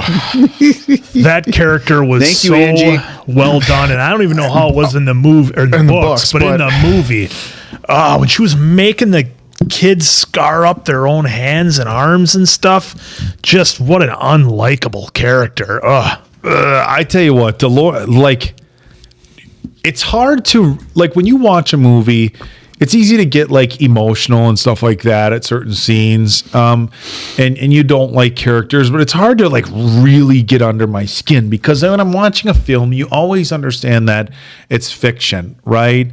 Even when you're watching a true story, sometimes it can be a little bit different, but watching the way they made you just hate this fictional character was brilliant. And it's she's got a lot I can't of even cats. see the name now. And I'm she's your, trying to just smolder out creative thinking, trying to smolder out these kids learning and expanding their knowledge and expanding who they are as people, trying to smolder it all out, stay in line, don't read it, think Andrew. for yourself. Don't listen. Just, be a robot. Too late. I could not stand Dolores Umbridge, and I got to be honest, Horrible. the emotion that it drew from all of us it really is brilliant. Yeah, it says a lot about a movie and a writer, and especially the actor. If I saw her in person, I'd be like, I know it's she not did a great job, but so She's probably I get told I hate you 9 times a day. a book full of Dolores Umbridge might be a little bit difficult. Too much, I think. Timothy reacts. Ooh. Shout out to you, Timothy. We'll be chatting with you pretty soon here, and coming down the road, folks, a collaboration with him. He asked, what do you think is the worst change they did from the books to the movies?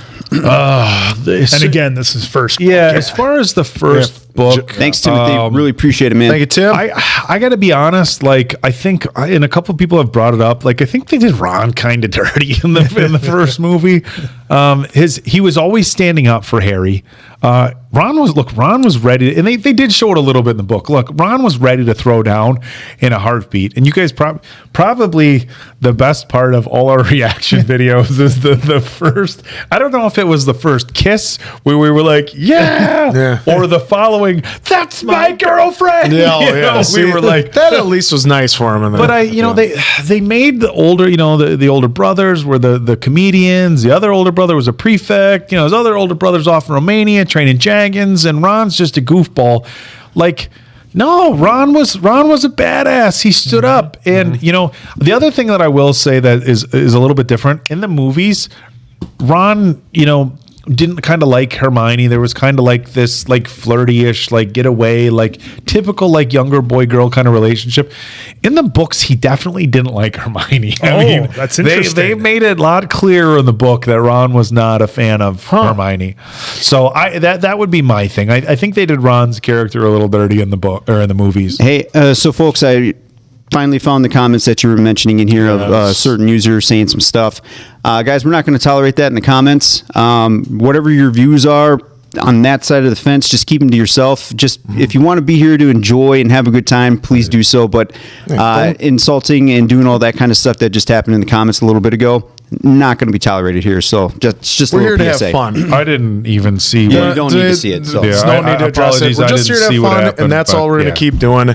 Let's keep it rolling. let's keep rolling. Diamond All right. Dave. I'm sorry. Did you finish your? Yeah, I did. My biggest. See, sometimes Ron's character talking is like white noise. Ron's character had more substance in the book than he did the movies. As far as the first book goes, that was probably my biggest gripe. Christian again with another drop. All right, another joke, folks. From Diamond Christian. Dave told me not to read it. Thank you very much for the super chat here. Why do wizards lock their doors at night? They're afraid to get muggled. I will say one of the things that I loved about the Fantastic Beasts movies is when we heard the term non-mage. Yes. Those were great. They had a different term for Muggles in the United States, the non-mage, which of course That's the fun part about makes those movies. you curious. know? Like, okay, well, what do they call? I want to know what they call Muggles or non-mages. Drop a comment if you know. What do they call them in Australia? Do we know? yeah. Do we have the different locales? Guys or blokes down there. Yep. I want to know what they call call that non-mage or a Muggles in Australia. Simmerbex, thank you very much for the super chat here. Get ready for Umbridge. She is even worse in the books. I'm looking forward to your reactions to all the books. So there you go, Oak. Thank you very much. Be at home, He's gonna break stuff. He's gonna come over. He's gonna have a bunch of holes in his wall. Like, what are you doing? Remodeling in here? I am not a throw my phone or punch holes in the wall person or doors. I always find it interesting when people damage their own stuff. their own property. But he's got a punching bag, so maybe they that damage their own property to display their anger, which they have to spend their own money to fix. So I just kind of you don't think about it at the time. Breathe the old serenity now. Well, when you play Madden with Diamond Dave, you always got to watch the controller and concern. Wardrobe games might have to. Yeah, Yeah, I might have to stop that stuff. Yeah, get I out know of here. Karen Vickers asked a real quick question about some of our favorite actors that are in there because Oak was wearing a Roadhouse shirt a few days ago, and she wanted to know if you guys have seen Next of Kin. I have seen it, where Liam Neeson does a terrible Southern accent, but it's a pretty fantastic 80s shoot 'em up action movie. So I have seen it. I don't think these guys have. I don't know that I've seen Next of Kin. So Patrick Swayze looks great in a Stetson. wait, Swayze's in it? Yeah, it popped up on HBO one night. Yeah, Next they're of brothers, kin. aren't they? Yeah. Or who's? How have I I'm not going to spoil anything for these guys. How have I I've not? I've seen it. I've seen it. How have I not seen a Swayze movie? Maybe you're not the super fan you claim to be. No. Like when we talk about Patrick Swayze, you think Dirty Dancing, you think Roadhouse. I think Next to You Kin. know, I think of the you one where think he's driving the semi. Ghost. The one where he's driving the thinks semi. I don't even know the Next name. Naives Walters, you're welcome. I hope I didn't butcher your name. If I did, my deepest apologies on that. Diamond Dave is back our hero, too. The super chats. Raw. Boom, boom, boom. Oak, I love your fandom development from 1 to the end of 8. That was Yeah, the we super didn't- chat. Thank you very much for the you know, super I what? didn't chat. notice any difference in him. Yeah, really. like I said, I came in. I was surprised when we did the poll, and it was like, I guess we're watching all 8 Potters, and even like and even the first like 2, like you guys saw, like I was not loving it. Look, I tried being Do you nice. have the video, I Dave, tried being nice at the end of Oak's journey? yeah, Do you have that? yeah.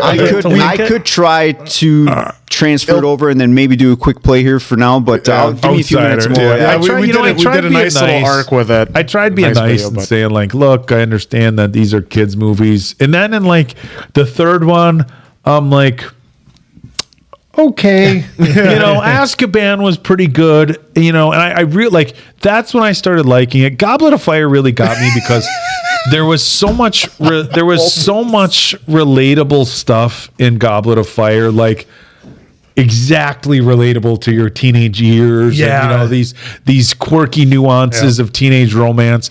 And then you guys saw Order of the Phoenix was like Rocky, like 6 to me, I was like, awesome, and somebody just said Gandalf or Dumbledore. Zakari Gandalf. Sorry, folks. because I'm not going to get into it, but Oh my God. Another super chat here. That's got to be tough for you. JG owner, thank you very much for your super chat. Appreciate it. Okay. Have you guys any interest into the coming Wizardry World game of Hogwarts Legacy?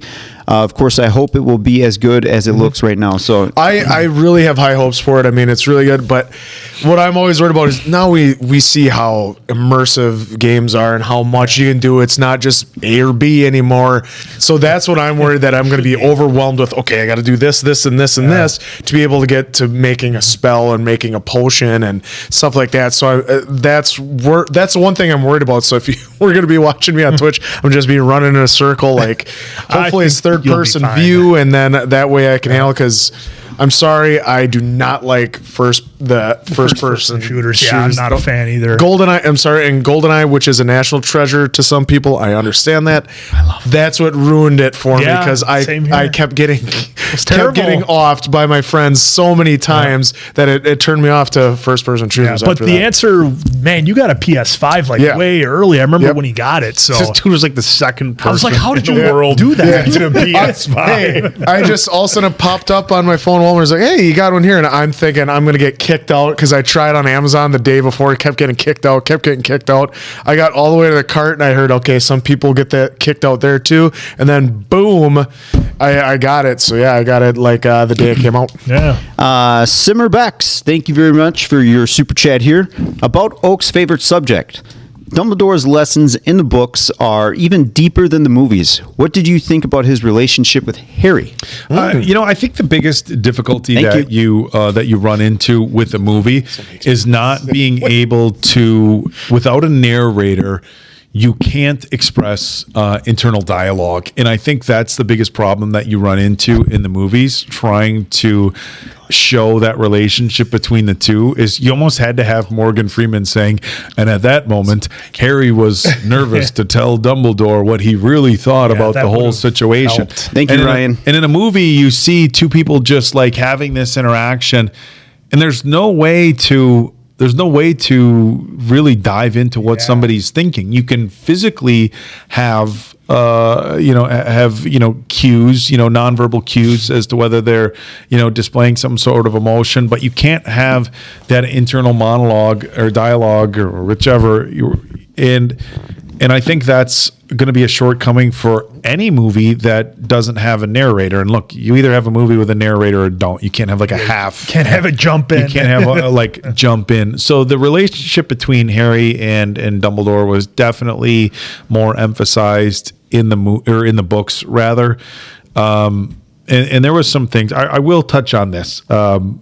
And I know we don't want to dive, too far into the movies, but which movie was it where we were talking? I don't know if it was Goblet of Fire, and I don't even remember the particular instance, but I remember the three of us being like, just tell Dumbledore, and Dumbledore's like, in the hallway. Is there something you want to tell me? And in the books, Harry was like, he thought back to this, and he was nervous, and he was wondering whether he could trust. And in the book, they give you all this internal dialogue where it helps you understand. And the three of us were watching going, come on, just tell him, he'll help you. And at the same time as you probably knew Dumbledore knew. Right, and we knew that he knew already. But so there's definitely happening. What's going on? I hope nothing. Oh, do we? I hope we're Let still me know here. if you got our audio or something else. Are we still here, guys? Okay. But anyhow, so just to finish up on that thought, it was nice to see that they really dove into the relationship more in the books than in the movies. I suppose the books came first, but they really dove into that relationship. But a big part of that was, Harry, explaining how Harry felt, or Dumbledore's intentions, and things that you can't really express on film. So you got the video there, Dave? Yep. Hold on. I do want to give Ryan again another shout out for his super chat. Thank you very Ryan. much. And then Alex, we got another super chat here from you. Thank you very much. I saw it earlier and thought it was great. What shows in the mirror of Earsred? Go back to his thing Right here. Boom. What shows in your mirror? What's your Bogart? That's a tough question. So the mirror of Erised is basically when you look in it, it shows you what you want most in life, and the Bogart is what you're most. Dude, that's a deep question. And the one thing that I will say in the Mirror of Erised is it doesn't lie. So we can sit here and, I want world peace to end, and I want, and your Bogart, your biggest fear. I'll start this one. It's not. I guess it's not necessarily something where I have a particular set fear, but the second you become a parent, the fear of anything bad happening to your child, I think is by far your worst fear. So in the movie, they display a specific fear. So as a parent, I think your worst fear, and you see documentaries, I think is your child going missing. Not knowing, and you see stuff like that on the news. I guess that would be mine. As far as my Mirror of Erised, being Mr. Wisconsin. No, you've been there. Have you Mr. the thing I want most in the world is another bodybuilding trophy. It's him with trophies. No, I'm just very casual in what I want. Part of me thinks it would be. This is a little personal to have more time with my dad. My dad passed after an accident last year, so we didn't really have this.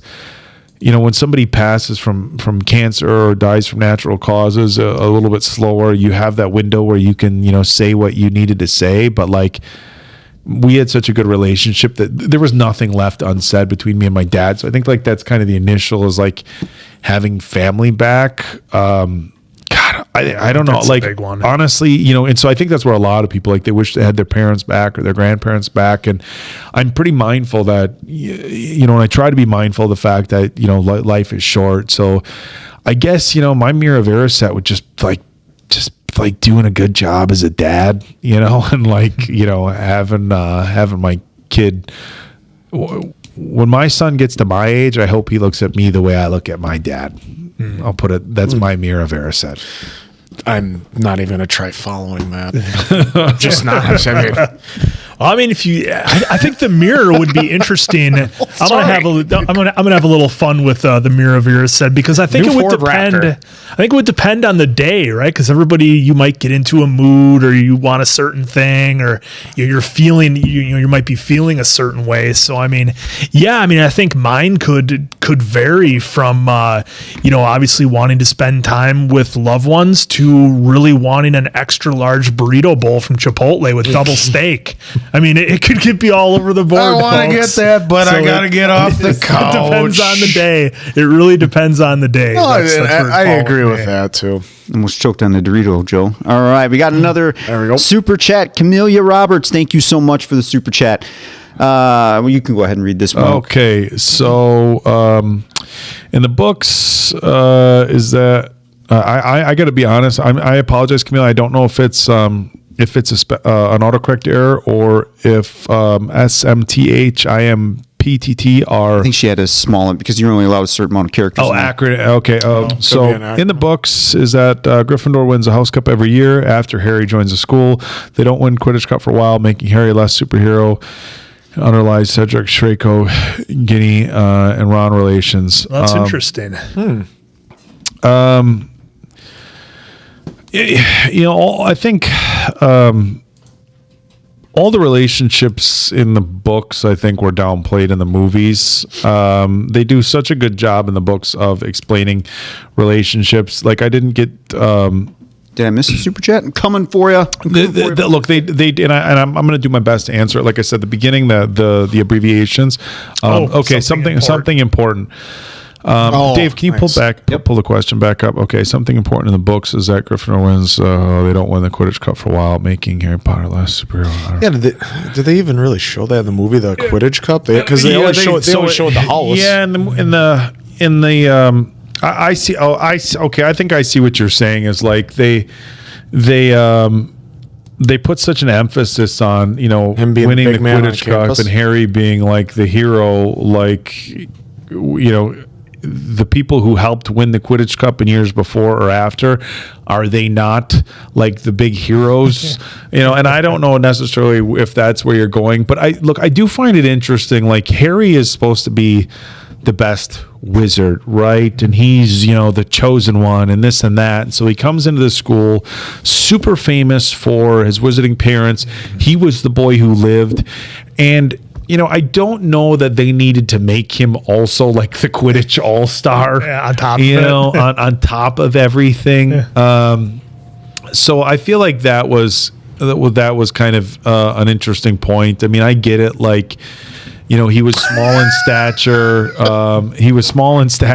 God, when Answer just breaks out laughing, it kind of throws me off. No, I'm not. Yes, I would love an Adobe. Of course, I'm not blaming you at all. No, but I did think it was interesting that they chose to make Harry like the chosen one. He's the boys who lived. He's also the Quidditch all-star. He wasn't the guy that all the girls swooned over in Goblet of Fire, though. That was Thanks, LD. That was Victor. I think it did downplay the importance of some of the other characters, and I think you could have made a few other characters have a little bit more substance and be a little bit more important and a little bit more integral to the story than they did in the movies. So I hope that makes sense. So I should send my son a Hogwarts letter when he turns 11. When he turns 11. That's not a great. bad idea. That's what someone's My apologies. Gosh, I hate butchering names. Miki, I missed your super chat here and all the madness that's going on. So here it is. Thank you again for your super chat. Just wait until you meet Book Genie. Am I saying that right? Genie? Book Ginny Weasley. Ginny. There we go. Ginny. She is so much stronger and has more personality than movie Genie. Yeah, they don't really show her too much in the movies. Again. So sorry. They show her like when she sees Harry, she gets all like starstruck or whatever. Yeah. But yeah, you don't really see her too much. Yeah, it's. I think. In earlier we talked about them giving some of Ron's lines to Hermione to have Hermione be like the stronger character. So it's interesting that they wouldn't have Ginny be the stronger character. But I think they wanted to. I think having some sort of romantic interest for Harry maybe added to the story. Of course, there was the Ron and Hermione, kind of thing the whole way through the story. There was the Victor Crumb, all the girls swooned over him. But I don't know that there was a really good romantic angle for Harry. Minus Ginny. Now, could Ginny have been a very strong character and had romantic interest in Harry? Absolutely. But I think there was a sense of vulnerability that they wanted to have with her, and I don't know if that was the case, and maybe making Ginny too strong of a character would have distracted a little from Hermione. It's hard to say. Yeah, because it was interesting. I remember, I forget which one of the movies it was, but Hermione had a scene where she was like really playing up the know-it-all, and for me watching it, she really laid on thick the English accent, and it was hilarious how she came across as like I know how it's done and this is how it should happen, and it was that part was I had a bit of a laugh at that, so I can see what some people might be saying with Hermione getting some of Ron's little quips or whatever he might have had in there. Somebody asked me at what age I would let my son start watching the Harry Potter movies. I would have to say probably around the age that they were when the story started. I feel like maybe a few years younger, maybe 9 or 10. It is a little bit of a scary subject matter. And again, we talked about this earlier, is that when somebody who's 10 watches the first one and they find out there's 7 more, they're going to want to watch all of them. Yeah. Now look, The Deathly Hallows Part 2 doesn't get so scary that I would say it's completely inappropriate for a child, but look, and we talked about this when we did the reviews. Kids are watching Stranger Things. I do remember when it's funny, I've vague memories of when this stuff came out, but I was working at Best Buy, and I do remember we had previews. I think we had previews for Azkaban on our TV screens, and there was people talking about the reviews say this is too dark for kids. Yeah, I remember that. Because, the Philosopher's Stone and Chamber of Secrets both felt kind of like kids movies, and it wasn't quite. It felt like it didn't go like movie. It felt like it went like this, and then straight up with Azkaban as far as the severity. Look, Sirius Black was a scary character. The shrunk head dude driving the bus was a little creepy. Yeah. I mean, they went right. pretty. They went pretty Let's dark. go. They went pretty dark, pretty hard. So I think I would probably wait until my son was about the age of Harry was when the movie started. My nephew is about to turn 10, and I think he's read all of them and has seen all the movies because his mom was a huge fan, and she's a year older than me, so she grew up reading the books and watching the movies. So, by the time he was 10, he watched and read them all. But you go on your own preferences for it. So it's Iceland representing Iceland. All right, so beautiful. we got 2 more super chats here. All right. Angus, did Dumbledore's reputation change drastically for you after book 7, or was it just me? Thank you, Angus. Appreciate the chat. I didn't get to book 7 yet. Like I said, I went through the first 4, and that's when we started discussing the timeline of how we were going to do these book reviews. Invisible cloak. Yep, invisible cloak. So again, if you're just joining, the initial plan with my book reviews, because when we were watching the movies, I had said, I'm going to do these reviews. Yep. And so, as Quinn mentioned earlier, look, the first couple books, when I was on a treadmill, listening to the books. When I was mowing the lawn, listening to the books. When I was working on my deck, listening to the books.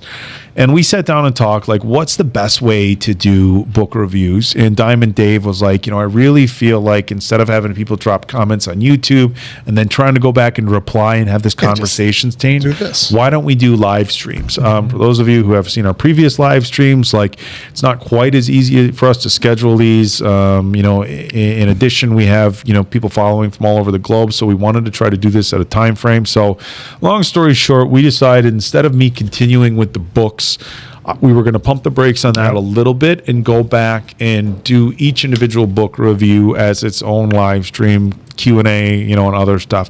So I haven't gotten to book 7. But as far as watching the movies and getting to book 8, I will say, and look, everybody on here, I don't think we're doing any spoiler alerts. I watched some movies that or some YouTube videos that weren't so kind to Dumbledore and that talked about how he had planned on Harry needing to die the whole time. And so it was interesting. And it's hard to it's hard to watch a good legitimate fan theory and not kind of let it creep into your head. And I'll be honest, that's a great question. I'll be honest, because afterwards I'm like, okay, was Dumbledore really looking out for Harry, or was he more looking out for Hogwarts and thought, look, what happened had to happen? Right, because he kind of, because he saw kind of where things were headed, so he knew that this was it was the classic, might be the only way. Yeah, so it's you're Doctor Strange. I looked at 80 million different futures. So Dumbledore's a great character. I try to keep a very positive, view of him, but there was a handful of fan theory videos that made me question as to whether his intentions were really, helping Harry along the way or focusing on, the better good for Hogwarts. Yeah, and from an actor standpoint, I absolutely love Michael Gambon in just about everything he does. I think I was first introduced to him in Layer Cake, another movie that these guys haven't seen, but Michael Gambon is just awesome, and he was so good they named a corner after him on Top Gear, so how about that? Yeah, Olivia Newman, good point. Dumbledore was for the greater good kind of guy, and that was what a couple of the fan theories had talked about, and a couple of the channels had talked about, was that and the movies showed so much about this tight relationship between Dumbledore and Harry, but then there was the question was Dumbledore leading Harry on the path he needed Harry to go on, and was that all part of it? All right, another super chat. Annie Alice, thank you very much for your super chat here. Which Deathly Hallow would you choose if you could? Elder Wand, Resurrection Stone, or Invisibility Cloak? Also pick a magical creature pet. I can start with this one. As far as Deathly Hallows, I think a lot of people would like to bring individuals back, and I'm not really a fate person, but I feel like, man, sometimes it's it's just a bad road to go down. Yeah, you know, like you start bringing people back because you think it's going to be better, or you have extra things you need to say. And let's take, for example, there's somebody who you like, there's one thing you did. I just want to bring somebody back so I have a chance to make things right and say what I need to say. And then they passed. I mean, are you going to sleep a little bit better at night? Yes. But so that the wand, it's like, do I trust that I'm a good person and that I would do good things with it? Yes, but there's always like, look, that sort of power falling into the wrong hands, which is why I got rid of it. An invisibility cloak feels like it would be fun. Pretty fun. I mean, like, look, having the power to do whatever with the wand. Look, if you had the right heart, you could do good things with it. Oh. So I don't know. I like Dennis right there. I would go with the same as you, the invisibility cloak, because you can't do magic. So I suppose, yeah. So the Elder Wand is out. A wand doesn't do me any good. And the Resurrection Stone is temporary. There was part of the book. So remember, it's temporary because remember, he just talked to his parents for a real little bit. Yeah. So then invisibility cloak. I'm pretty sure that in the first book, though, Dumbledore tells Harry he doesn't need the cloak. It confused me a little bit. As far as what was the second part of that question? Your spirit animal. I believe it was your spirit animal. Oh, was it my spirit animal or my? Or which magical creature, I think, could you have? Yeah, it was magical creature somebody had. I'm thinking maybe from I'm going to go back to it. Sorry, Beasts, just trying to clean up the mess there. Trying to clean up the comments a little bit. Sorry, Dave. No, I'm so I'll kind of read it again from Annie. If you could choose from which Deathly Hallow would you choose? So Deathly Hallow. Yep. You could Elder Wand, Resurrection Stone, or Invisibility Cloak. Also pick magical creature. Oh, my favorite. I looked down my favorite magical creature. Do I get to go into the Fantastic Beasts because the Norwolf, not the Norwolf. That's the thing with the big whatever the Warwolf. What the little thing that always wanted to steal everything shiny. The little platypus guy. The little platypus. That would be my creature too. The buckbeak, the hippogriffs, I thought were awesome. Like a giant bird with beaks you could fly on. You could ride it places. But I think that would be awesome. Yep. But you have to be respectful. But honestly, like, I don't know, that little guy, but the little guy that likes the shiny stuff, I feel like he'd get you in trouble like he did. But he would be a lot of fun. So I don't know, that's what it would be for me. Especially when he just sits there and just Quinn, are you going with the I think for me, I'm going to go with the Elder Wand. I think for the kind of the same reason that that Harry did. In the end, he snapped it, as we all saw. But I think that if you don't trust yourself, who are you going to trust? I mean, that level of power, and if you need to keep the world safe and I feel like that kind of power you'd want to have to trust yourself with, and you'd have to know yourself with it.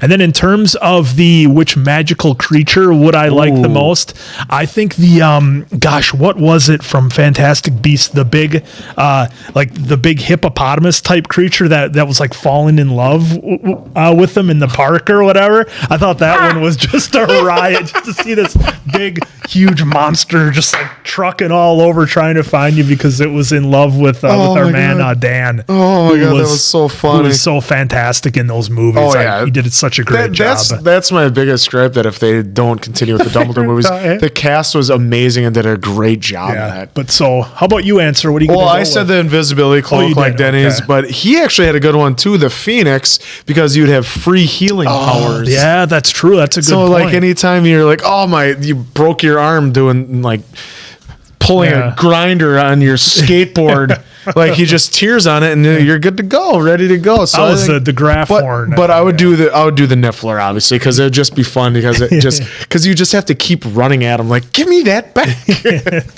I'm not trying to get a job. All right, another super chat, Mr. Laurent. I'm probably butchering that, so again, apologies. Again, thank you for your super chat here. Key moments in the books which were blasphemous to remove from the movies. 1, the entire ending of 4 from the moment Voldemort returns to the end. Number 2, Harry Dumbledore's conversation, end of 5.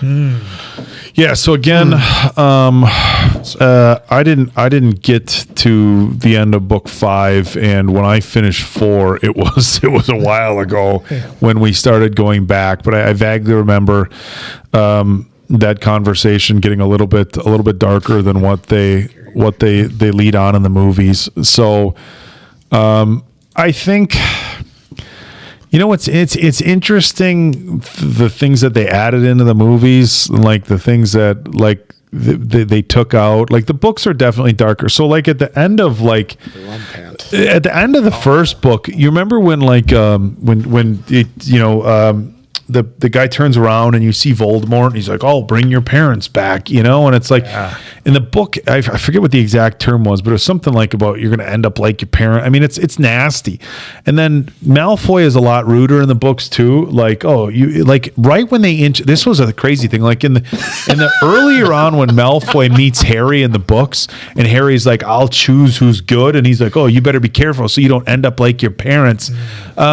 The books are harsh. They are. In Voldemort's conversation, from what I remember at the end of part 4, like it's nasty, and it's stuff like I feel like in the movies, and if I have to like defend them, I feel like I've heard so many names butchered. It's hilarious. Sorry. I feel like without like having to defend them too much, I feel like the people who made the movies were like, look, we know these movies are going to get dark.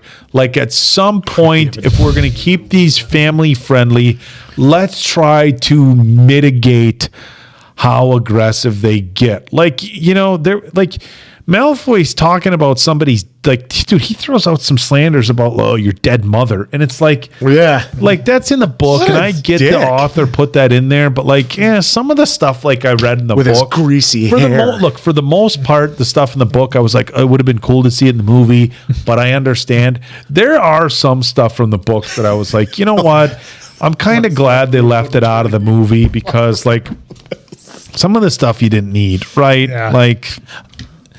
I mean, with Malfoy in the first, movie or so, he really struck me as the kid who his final line is, "Well, my dad owns a dealership, and he's going to hear about this." That was the total vibe. I think I might have even said that in the movie when we were watching it. But yeah, it's interesting to hear, Oak, all the different changes, because obviously I haven't gotten into the books yet, but it's cool to see all the changes and how passionate everybody is. Yeah, so Miss California brings up a really good point that Movie Flame brought up as well in one of his videos. You have to remember, like when they started making the first couple movies, the last books weren't written yet. True, it didn't come out. And Alan Rickman got them early. Yeah, Alan Rickman, the only person to know it was early, so they could hang on to Snape. But it's interesting that you start making these movies. Like, imagine being the directors. And we do know that they switched directors. Yeah. So, but even just like, nobody knew like the angle that these were going to take. And so it's like, I feel like after you kind of like, look, there was a drastic change from the first two to Prisoner of Azkaban. And I felt like Prisoner of Azkaban was good. Goblet of Fire, I feel like went backwards a little bit, right? Like it wasn't as serious. It was very romancy type stuff. Yeah. And then Order of Phoenix was like, okay, like, this is more like an inspirational Rocky type movie. It didn't feel as dark, although Umbridge was like annoying and the hand carving thing was messed up, but it didn't feel dark. But look, we have to remember that the people making the movie had to like say, there's got to be a line that you have to draw, and where are we going to draw it? And you're not going to keep everybody happy. You're very limited with what you can do.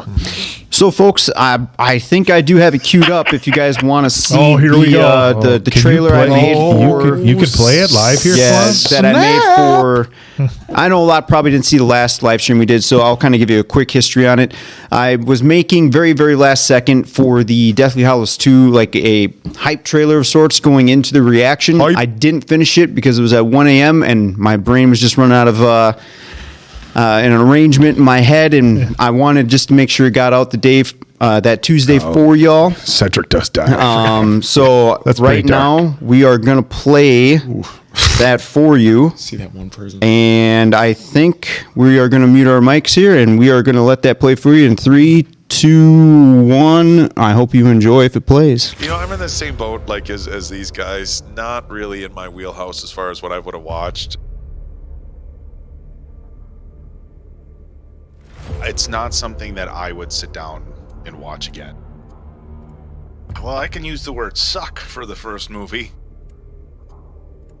My reservations are that from the get-go, they were children's movies. But holy hell, I just couldn't get into these first two movies.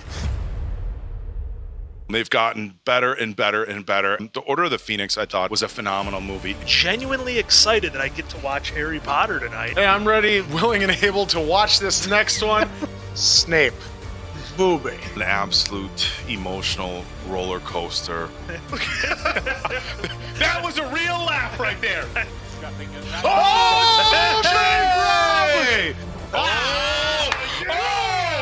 Oh, clap back, Potter! I just can't believe we lost him. Harry Potter. Hold on. Hold on. Oh no. Avada Kedavra. What? There's no way. Man, I gotta believe Snape had a plan for this.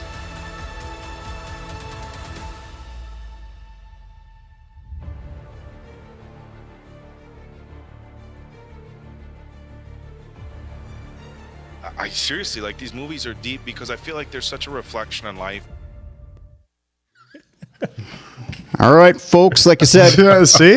that wasn't complete because, again, I started it at 1 a.m. after I finished all the other stuff for the Deathly Hallows 2 reaction. So I wish I would have had that thought in my head, not at 1 a.m. because I would have made it much more better than what you saw right there. It was just the temp, much more better, much better. What you saw was basically the template, and then I was going to start making it even better from there. So hopefully you enjoyed. That was supposed to be part of it, but it didn't make it. So Dave, you always got to start somewhere, you know? That's right. It's so good. It was Oak eating his words, right, of course. But it was so much fun. You know, it's like when you couldn't be more wrong. But I do have to say, it's like, look, as a reaction channel, like the Potterverse, like you guys were pretty good to me. yes, they were. Well, it's so funny. After the first two, you guys could have been like, screw this guy, especially the one on the end. We're out. But everybody was like, all right, you know what? They already said they're in it for the long haul. Yeah, and they were all kind of laughing about it, like, don't he worry. thinks it's a kid's movie. Let's see what happens.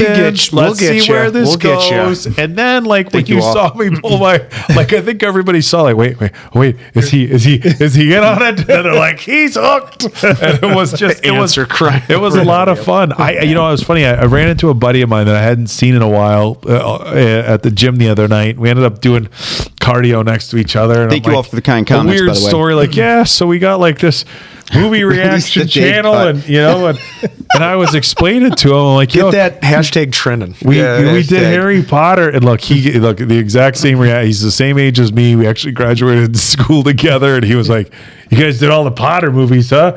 I'm like, dude, you should have seen his reaction where I was like, dude, I'm telling you, you gotta watch these. He's like, I think one of them was on when I was somewhere when they were really little kids. I'm like, yeah, no. It's just, and I used the Stand By Me thing.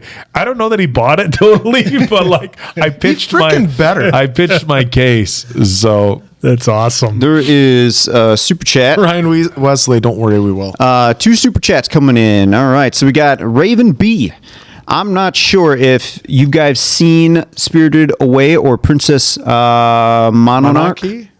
Absolutely amazing movies, and I don't know if you talked about the Neville theories yet. Thank you very much, Raven B. Thank you. Yeah, I have not seen those movies, and there was some chatter that we had earlier on, not on this stream, but I think before, where we kind of talked about some of the theories with Neville and how some things could have gone one way had his parents been in this situation, whatever. He could have very easily been the star of the story. Where Harry Potter basically an onion, because you could just peel back the layers and you could have had something completely different each time. I have not seen those movies either, but as we have said multiple times, like 99.9% of the recommendations that have come into the channel have been phenomenal. I have watched some of the fan theories on Neville, and a lot of the people said, like, for all we know, he could have been the chosen one. The birthdays lined up, things going on with his parents, the ages. I mean, there's so many things. And honestly, I think Neville became like the unsung hero of this series because and we've talked about this in other movies. Yeah. There's so much value in other people telling you that they believe in you, right? Like that's like when you have everybody say, "We believe in you, we believe in you, we believe in you." It's a lot easier to believe in yourself. But man, when nobody has your back, like you gotta dig deep. Yep. Right? Like you gotta dig deep. You have to believe in yourself. You have to have mental toughness. And look, Neville didn't even always believe in himself. Like we saw in the first movie, Gryffindor won the House Cup because Neville, and that was a really cool lesson. It's easy. Yep. It can be hard to stand up against your enemies, but it's even harder to stand up against your friends and do the right thing. Yeah, that's a good idea. Which Neville did. But throughout the entire series, everybody told Harry he was the one, and Neville had to find his own courage, and especially at the end. That speech in Deathly Hallows Part 2, look, Neville's as big of a hero as Harry Potter, and a lot of people can argue more. So I love Neville's story. And I think there's a lot of people who watch these films that can relate to Neville. We can all pick like who we were through the movies, or watch the movies and be like, man, I went to school with a Malfoy. I went to school with a Crab and Goyle. But it's like if you're like, man, I feel like I'm Malfoy or I feel like I'm Neville. Okay, well, believe in yourself and get some shit done and chop off the snake's head. Yeah, I mean, because Neville had to do the job when nobody was looking at him to do the job. He became the hero that nobody thought he could be or were even asking him to be. Right. And he stepped up and delivered. We didn't deserve. That's a fantastic arc with him for sure. I think everybody agrees. I mean, the comments are all blowing up about Neville, possibly getting his own spin-off or whatever. And HBO, I hope you're listening. All right, folks, we are reading our last super chat because after this, we're going to give you the old classic Wisconsin goodbye, which is usually 10 minutes. 30. The classic. I'm just going to go to the store, honey, for one thing. I'll see you in 5 hours. Annie Alice, thank you very much for your super chat here again today. Blue Brown Eye study by Jane Elliott, I think, could speak a lot to Slytherins. Impressionable kids told their evil superior will soon believe it. Ooh, Annie, I remember in school we had like a substitute or somebody come in and they did the blue eye, brown eye test with us in class. I remember that. And it was crazy the way people started to react and the way the person, I guess you'd say, administering the test did that. It was crazy. I still remember that to this day. I was in elementary school when we did it. It was something What else. is this? I'm not familiar with the blue brown test. If we're talking about the same one, so you have a bunch of students in class, whoever has blue eyes or brown eyes, I forget which way it goes, but like they're superior, they get treated better, and then the other people with different color eyes, they're not paid attention to, they're cut off when they try to speak, they're just treated very poorly, and this goes on for a while. They do this, and it's crazy. Like it people start to kind of turn on each other a little bit, and even though it's only a test, it really affects them. I got blue eyes. You've got brown. You've got blue. Dave has brown. I've seen quite a bit of hashtags kind of trending here in the comments, and Alex kind of brought it to my attention here. A Dave cut. I could maybe try. I could maybe try to polish it up to what I really want it to be. We'll see. So and don't worry, Mia. We're getting never. the Twilight. We're getting there. Oh, we are doing Twilight. The funny thing about Twilight is that was like one of the first ones when we were standing out in the driveway. I remember that was one of the first ones I said, guys, I think we need to do Twilight, and everybody kind of had the same reaction. And I was like, I got a feeling it'll just be crazy. You for us brought to up do my it. wife was definitely on board, and we got to be highlighting Team Jacob here, and highlighting here before anyone continues. We have not seen Twilight. No, it'll be a first watch for everybody. Yep. Look, as far as the blue eyes, brown eyes thing, like I think it's so important, especially now. Like social media is great for so many things, but it can also be a very vile place, and it gives people access to bully 24/7. One thing that I really believe is, like, a lot of times people who are older be like, oh, kids these days have it so easy. Bullshit. An iPhone doesn't mean you have it easy. A TV in your bedroom doesn't mean you have it easy. Okay. Kids have it arguably harder now than they ever have from a bully standpoint. I absolutely believe that. Look, when we were in school pre-cell phone, look, if your parents were nice people, you might have to deal with some stuff at school, but hopefully you came home to a good household, good parents, warm dinner, whatever, and at least you got a 16-hour break from bullying. Now with social media, and look, even like, if and I've said this on before, look, if somebody tripped me in school and I fell down and there was 8 people around to watch it and laugh at me, I felt bad about that. Now somebody's got their camera out, they share it, everybody's seen it. You're it's trending. worse now. To make kids believe in themselves now is more important than ever. And I think if you encourage people to be the best that they can, tell them they're worthy, that goes a long way, especially with kids. And I think it's really important. If I'm relating this to Potter, again, look, Neville had a rough time. The kid didn't believe in himself. And look, even Harry, with as much as people told him, you're the one. Look, and they highlight this in the book. Like, he doesn't necessarily, Harry doesn't always believe in himself, even when they tell him, oh, you're the magician, you're going to be famous, and it's like he doesn't believe in himself. Imagine the tough time Neville had. So, like, the brown eye, blue eye thing, I'm not familiar with that, but like encouraging people to be their best, whether that's in person, whether that's online, whether that's through a movie, that's super important, especially kids. And I tell you what, like it's so tough.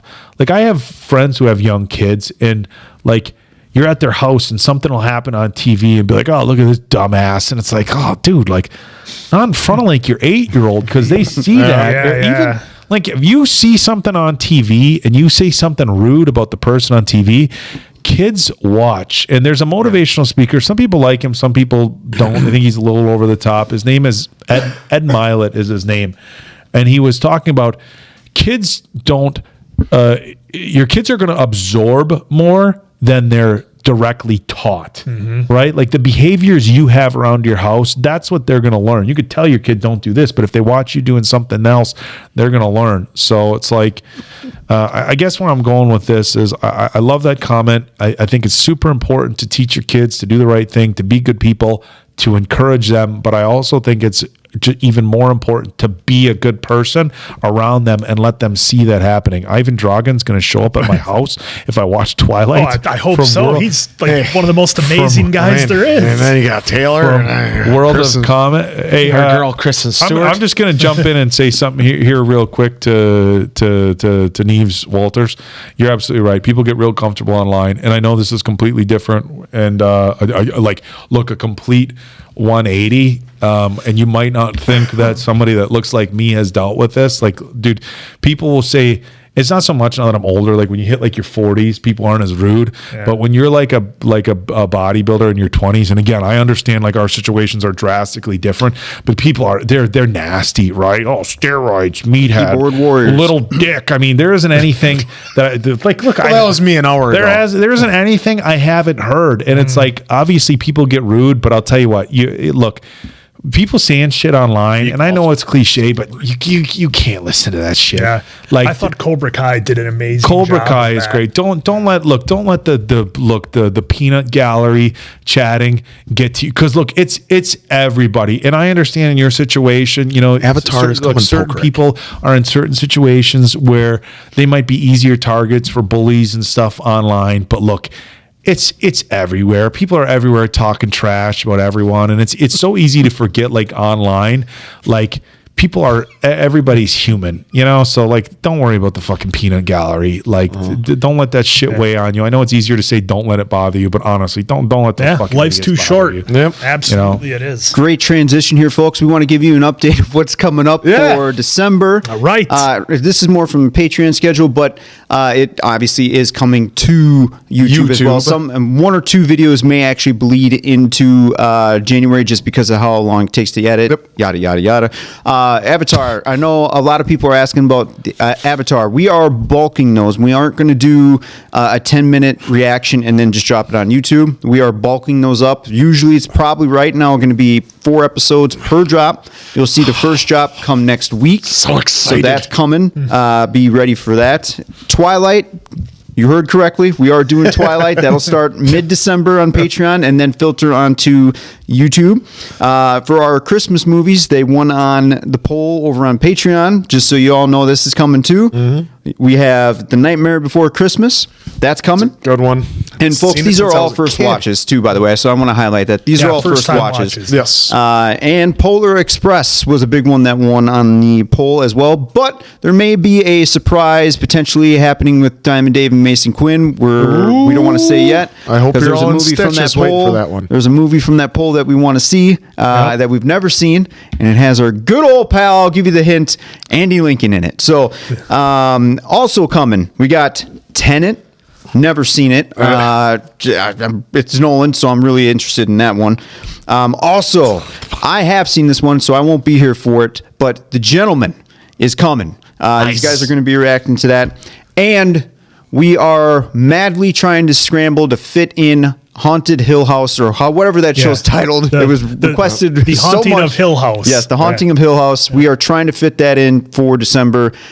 So not promising, but we're trying to make that. Yeah, like just the beginning of doing Avatar so far, watching these two starting to really enjoy themselves with it. Oh, it makes my heart full. It's yep. Momo, and they haven't introduced one of another good character yet that's coming, and I'm so ready, willing, and able to watch them watch it. Hey, it's my birthday month too, Amber. I think that was you, Amber, right? Amber. December, Amber December Howard, yep. birthdays are December the worst. Birthday right here. I'm pretty much a Christmas baby. So, and if you do celebrate whatever holidays you love to celebrate in the month of December, if we don't get to say it, Christmas, Hanukkah, welcome you. Kwanzaa, Wish you the best. winter solstice. There's a bunch. They're all awesome. So I think this is where we throw it to the answer. Well, before we throw it to the answer, thank you all so much for being here with us today. Please leave us feedback on this book review. I know we were left, right, up, down with everything, but that's just how we roll. There's a little bit of structure, but not enough, which is perfect in some ways. So if you like these book reviews and want us to continue to do them in a live stream, which I hope you do because we like doing them more live and it gives us more interaction with you, please keep that feedback coming in. As far as the next book review goes, preferably live stream. We haven't set a date yet. It probably won't happen in December because our December is pretty jammed packed as it is already. But as far as one more little item for you guys, I know a lot of you have asked for a top. I know you guys said labeled it top 10 of our year of what we liked. We're probably going to do something, maybe live, maybe recorded. Clara. It's going to be top 5 for each of us, so that way we're all not here for 4 hours. So top 5 for each of us for what we reacted to this year is coming, whether it's live or reaction or in a recorded phase. Also, again, I know I said it, but thank you so much for spending your time with us here because we know a lot of you around the world. Raised, we got plans. Thank you so much for your super chat here. So sad this is ending. I love you guys. You're my fave. You're our favorite too. We love each and every one of you. We know a lot of people around the world right now have either took off work, are missing out on some sleep to be with us, or to be with this awesome live stream with us 4 schmucks. We always greatly appreciate it. And Koo, we saw your message. Don't know if you made it. You will kick cancer's ass. I know you messaged us saying you're going to watch us today during your recovery. Wish you all the best. You're with us. Kick that ass, bud. Know you can do it. Keep on fighting. And if I can find a costume big enough of Appa, I will wear it while we're watching Avatar. Thank you once again. We love you all. So for Diamond Dave, Appleton Oak, that's Mason Quinn, and I'm, of course, the answer. Good night, pals.